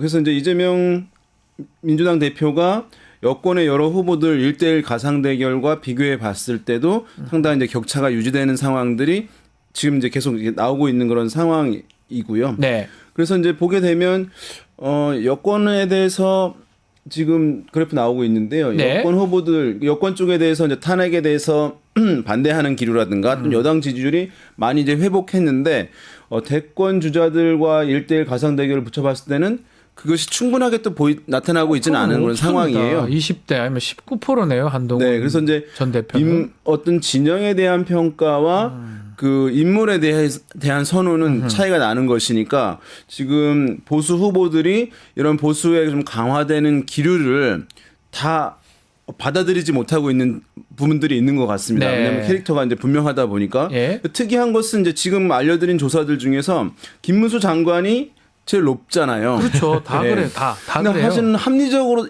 이렇게 나오는 것이 합리적이지 않거든요. 네. 왜냐하면 어느 진영에서 굉장히 캐릭터가 뚜렷한 사람, 또 어느 한쪽으로 굉장히 치우쳤다고 인식되는 사람 네. 같은 경우에는 지지율이 그 중에서 제일 낮아야 되는 것인데 원래 같으면. 네. 그리고 이제 색깔이 좀 모호하면서 좀 이렇게 그걸 흔히 정치권에서는 확장성이 좋은 인물이라고 부르거든요. 그런 사람이 제일 사실은 높게 나오는 것이 일반적이에요. 그런데 김문수가 지금 김문수 장관이 굉장히 높으니까 이것을 어떻게 해석해야 될 것이냐라고 하는 것이 조사업계에 굉장히 중요한 퍼즐인데 그러네요. 그래서 지금 어쨌든 여권 성향층들이 조사에 참여하시는 분들이 굉장히 좀 강성화되어 있는 측면들이 있다. 그래서 캐릭터가 좀 분명한 사람 이 국면에서 또 야당과 맞서 싸울 인물에 대해서는 거부감이 오히려 과거와 비해서는 상당히 옅어짐으로써 지지 표출을 좀 분명하게 하고 좀 그런 투쟁적인 모습들을 좀 분명해 보이지 않는 후보들에 대해서 지지를 충분하게 표명하지 않는 이런 흐름이 있어서 전반적으로 여권 성향층의 강성화와 를 이제 배경의 하나로 꼽는 이제 분석들이 지금은 제일 좀 타당하지 않을까 싶습니다. 그러니까 네. 3주 전만 하더라도 딱 정확하게 한 3주 된 것 같아요. 3주 네. 전만 하더라도 이런 여론조사가 이제 나오기 시작한 게 한 달 전부터 이제 그런 것 같아요. 김문수 후보가 네. 점점 약진을 하면서 부동의 1위를 하는 방향으로 나아가고 있거든요. 근데 이제 방송에 많이 출연하시는 여론조사 데이터 분석가라든지 여론조사 네. 전문가 선생님들 그리고 뭐 이제 정치평론가들 시사평론가들 모두가 그때는 에이 정말 이거는 말도 안 되는 소리다. 그거는 어차피 본선도 못 갈 거다. 김문수로는 불가능하다. 어허. 국민의힘이 뭐 대선을 말아먹지 않을 거라면 김문수로는 승부가 불가능하다. 이런 식의 평가를 했었거든요. 근데 시간이 지금 흘러가지고 한 달 돼서 대충 이제 기류를 보니까요. 이제는 다들 좀 인정하시는. 이제 인정합니까? 그러니까 인정이라는 게 여론조사 끌어가네요, 이렇게 진짜로. 되면 국민의힘에서도 김문수라는 후보를 버리기가 어렵다. 오히려 김문수라는 주자의 눈치를 볼 수밖에 없는 상황이고 만약에 김문수가 본선에 안 나간다라고 한다면 대선 경선 과정에서 어떠한 후보에게 힘을 실어줄지가 제일 크리티컬하고 결정타가 그러네요. 될 수 있기 때문에 오세훈, 홍준표, 한동훈 이런 사람들이 만약에 김문수의 어떤 손을 잡고 단일화를 이뤄낸다면 이거는 그냥 그 판을 먹어버리는 결과를 가져갈 수 있는 거거든요. 이제 그렇게까지 좀 내다보면서 김문수가 국민의힘에서 가장 핵심 주자라고 인정할 수밖에 없는 분위기로 방송과 전반이 좀 흘러가는 것 같아서 근데 이거는 사실 비상식적인 것 같아요. 여론조사가 여론을 끌어가는 모양새 아니, 이렇게 보이네요. 이 경선 이제 룰이 어떻게 될지 모르겠습니다만은 국민의힘은 이제 결선 투표를 지금까지 잘 안 했거든요. 네. 그래서 결선 투표 없이 1차에서 만약에 뭐 복수의 후보들이 뭐 3명 또는 4명, 5명 이렇게 치러지게 될 경우에는 그러면 지금 김문수 장관의 위상이 상당히 견고하기 때문에 후보 될 가능성 높은 거예요. 높다고 봐야 되는 거예요. 제일 타격을 받으신 분은 이제 홍준표 대구시장인 그러네요. 거죠. 왜냐하면 지지층이 성격이 이제 유사한데 이게 새로 생겨나지 않거든요. 원래 이제 그런 성격의 유권자나 지지층들이 있는 상황에서 나눠 갖는 것이기 때문에 새로운 사람이 나타나서 상당 부분을 가져가 버렸으니까 홍준표 시장의 남은 몫이 적을 수밖에 없는 그런 상황인데요. 네. 그래서 결선 투표가 도입되지 않는다고 한다면 이제 김문수 장관 상당히 가능성 높아지는 것이라고 봐야 될 수밖에 없는 지표들이고 근데 이제 어떤 지도부 등에서 고민들은 하겠죠. 왜냐하면 이제 최종 승리가 중요한 것이니까 승리를 위해서 이렇게 하는 것이 맞을 것이냐. 그러면 한 번 더 좀 확장성이 있는 인물 또 중도 지향성이 좀 더 있는 인물 하기 위해서 결선 투표제라고 하는 제도를 도입하는 것을 한번 시도해 보자라고 하는 의견도 일각에 있을 수 있는 것이거든요. 그래서 지금 후보가 최종적으로 누가 될지는 단정할 수는 이제 없는 그런 상황인데 김문수 장관은 상당히 사실은 견고하다. 일단 네. 이렇게 봐야 될 것 같습니다. 뭐 이런 상황에서 지금 정당 지지율도 좀 봐야 될 것 같은데 국민의힘이 계속 우세하고 있어요. 어이야 이거 뭐 내란 일으키고 더 잘 나가네. 이런 느낌이 듭니다. 전반적인 흐름상 지금 국민의힘이 더불어민주당보다 더 정당 앞서요. 지도가 앞서는 지지율. 원래는 최근에 이제 붙어 있는 조사들이 많이 있었습니다. 그러니까 오차 범위를 우리가 놓고 판단을 봤을 때, 감안을 해봤을 때 붙어 있거나 조금 근소하게 앞서가는 거였는데 지금도 보면 이제 유사한 결과치가 나오고 있고요. 네. 조원 CNI에서는 국민의힘이 44.2%로 민주당은 41%니까 이제 3.2%를 앞서고 있는 것이고 리얼미터에서는 국민의힘이 42.8%, 민주당이 40.8%였는데 이제 여긴 2% 차이입니다. 대부분 이제 오차 범위를 감안하셔서 보시면 될 것 같고요. 전반적으로 이 정도는 이제 붙어 있다라고 이제 뭐 표현해도 괜찮을 것 같긴 한데 국민의힘이 실제 체감하는 여론을 어디에서 느꼈는가 이건 뭐 여러분들 뭐 보셔서 아시겠습니다만 설 연휴 때 이제 서울역사에 나가서 시민들의 맞아요. 반응을 이제 체감을 하고 왔잖아요. 그래서 우리가 느꼈던 지지도라는 것이 이 정도 나왔다라고 한다면 반갑게 국민들이 맞이해 줄 텐데 왜 서울역사에서는 그런 좀 안타까운 장면들을 우리가 맞이했어야 됐지 이제 이런 고민이 전 지도부에 있을 거라고 보고요. 두 번째는 이제 국민의힘이 이거를 더 상회하는 그러니까 무려 뭐 5% 뭐 10% 오차 범위 밖으로 넘어서는 민주당을 앞서가는 결과치가 나오려고 한다면 네. 상식과 합리에 비춘 정치를 하긴 해야 됩니다. 즉 어떤 것이냐 윤석열이라는 내란 혐의를 받고 있는 내란 수괴에 대한 손절 이것을 빨리 결정해야 되는데 지금 그 어떤 행위도 하고 있지 않거든요. 오히려 지금 더 감싸고 두둔하고 비호하면서 함께 가는 모습이기 때문에 일단은 헌법재판소의 변론 기일이 어떻게까지 연장될지 모르겠습니다만 네. 지금 상황에서는 일단 헌재의 결정이 나오고 나면 그 이후에 지지도는 봐야 되겠지만 그 선택에 따라 반대로 오히려 빠질 수도 있다. 빠질 수도 올라가는 있다. 게 아니라 빠질 그때 수도 손절을 있다. 했는데 국민의힘에게 예. 오히려 배신감을 느낀 보수 응답층들이 응답을 안 해버리거나 그래버리면 민주당이 오히려 앞서가는 결과가 나올 수도 있어요. 그러니까 정치라는 게 좀 참 여론조사로 비춰봤을 땐 아이러니한 부분들도 있는 것 같습니다. 네. 여론조사가 뭐 좀 더 눈에 띄는 게 조국 혁신당이 너무 줄어들었어요. 어쨌든 간에. 맞아요. 이렇게 없을 리는 전 또 없을 것 같은데 조국 혁신당 뭐 개혁신당은 그만하다는 조국 혁신당이 3%대다. 얼마 전만 해도 10%대도 됐었잖아요. 지금 뭐 야. 전국이 이제 민주당과 국민의힘 양당으로 완전히. 양당으로 가다 보니까 주목도가 높아지다 보니까 이제 이런 현상 나타나고 뭐 사실상 대선 이제 국면으로 넘어가고 있는 그런 네. 상황이니까 뭐 이제 한쪽 진영도 최대치는 이렇게 40% 내외까지 가는 것은 이제 일반적으로 있을 수 있는 것이거든요. 여기서 사실은 특이한 것은 이런 거죠. 뭐냐면 국민의힘의 정당 지지율이 40%에 나왔다라고 하는 것. 그것은 이제 또 의아하게 보실 수 있는 분들이 있지만 그 정도의 지지층이 있는 거예요, 원래. 그렇죠. 그러니까 원래 정상적으로 네. 한다면 이 정당 지지가 이런 거죠. 어느 정당 지지하십니까라고 물었기 때문에 내가 어느 정당 지지해요라고 얘기를 하는 것이 당당할 수 있어야 되거든요. 네. 근데 만약에 어떤 문제가 좀 있다라고 하면 그 얘기를 하지 않고 모른무응답을 하는 거예요. 지금 이제 없습니다. 그렇겠네요. 뭐 이렇게 가는 건데 지금 그게 그 현상이 없는 것이죠. 그러니까 그것은 뭐 위기감에 의한 결집이 강하다라고 이제 표현할 수도 있겠고 또는 반대쪽 정당에 있는 진영에 있는 정당 민주당에 대해서 상당히 사실은 그런 아까 불만들 또는 공포감 뭐 이런 것들도 상당히 강하다 이런 것들을 함께 보여주는 지표라고 할 수 있겠습니다. 알겠습니다. 오늘 여론조사 뭐 여러 가지 여론조사 지표들을 좀 짚어봤는데요. 앞으로도 뭐 여론조사 뭐 계속 보긴 봐야 되는데 뭐 오늘 왜 이런 얘기를 했냐면 또 여기 아주 불신을 갖고 계신 분들도 있어서 그런 어떤 흐름을 좀 보시면 좋겠다 이 말씀을 드리겠습니다. 자, 윤희웅, 박영식 두 분 말씀 잘 들었습니다. 감사합니다. 감사합니다. 자, 내일 방송 최애타임 임미애 최인호 의원 함께하는 최애타임 준비되어 있고요. 배프의 촉 배상훈 프로파일러 나오십니다. 자, 김종대 부승찬 의원 최강 디펜스 있고요. 또 세계와 K도 준비되어 있으니까요. 내일도 많은 시청 부탁드리겠습니다. 저는 내일 아침 7시 20분에 다시 찾아오겠습니다. 감사합니다.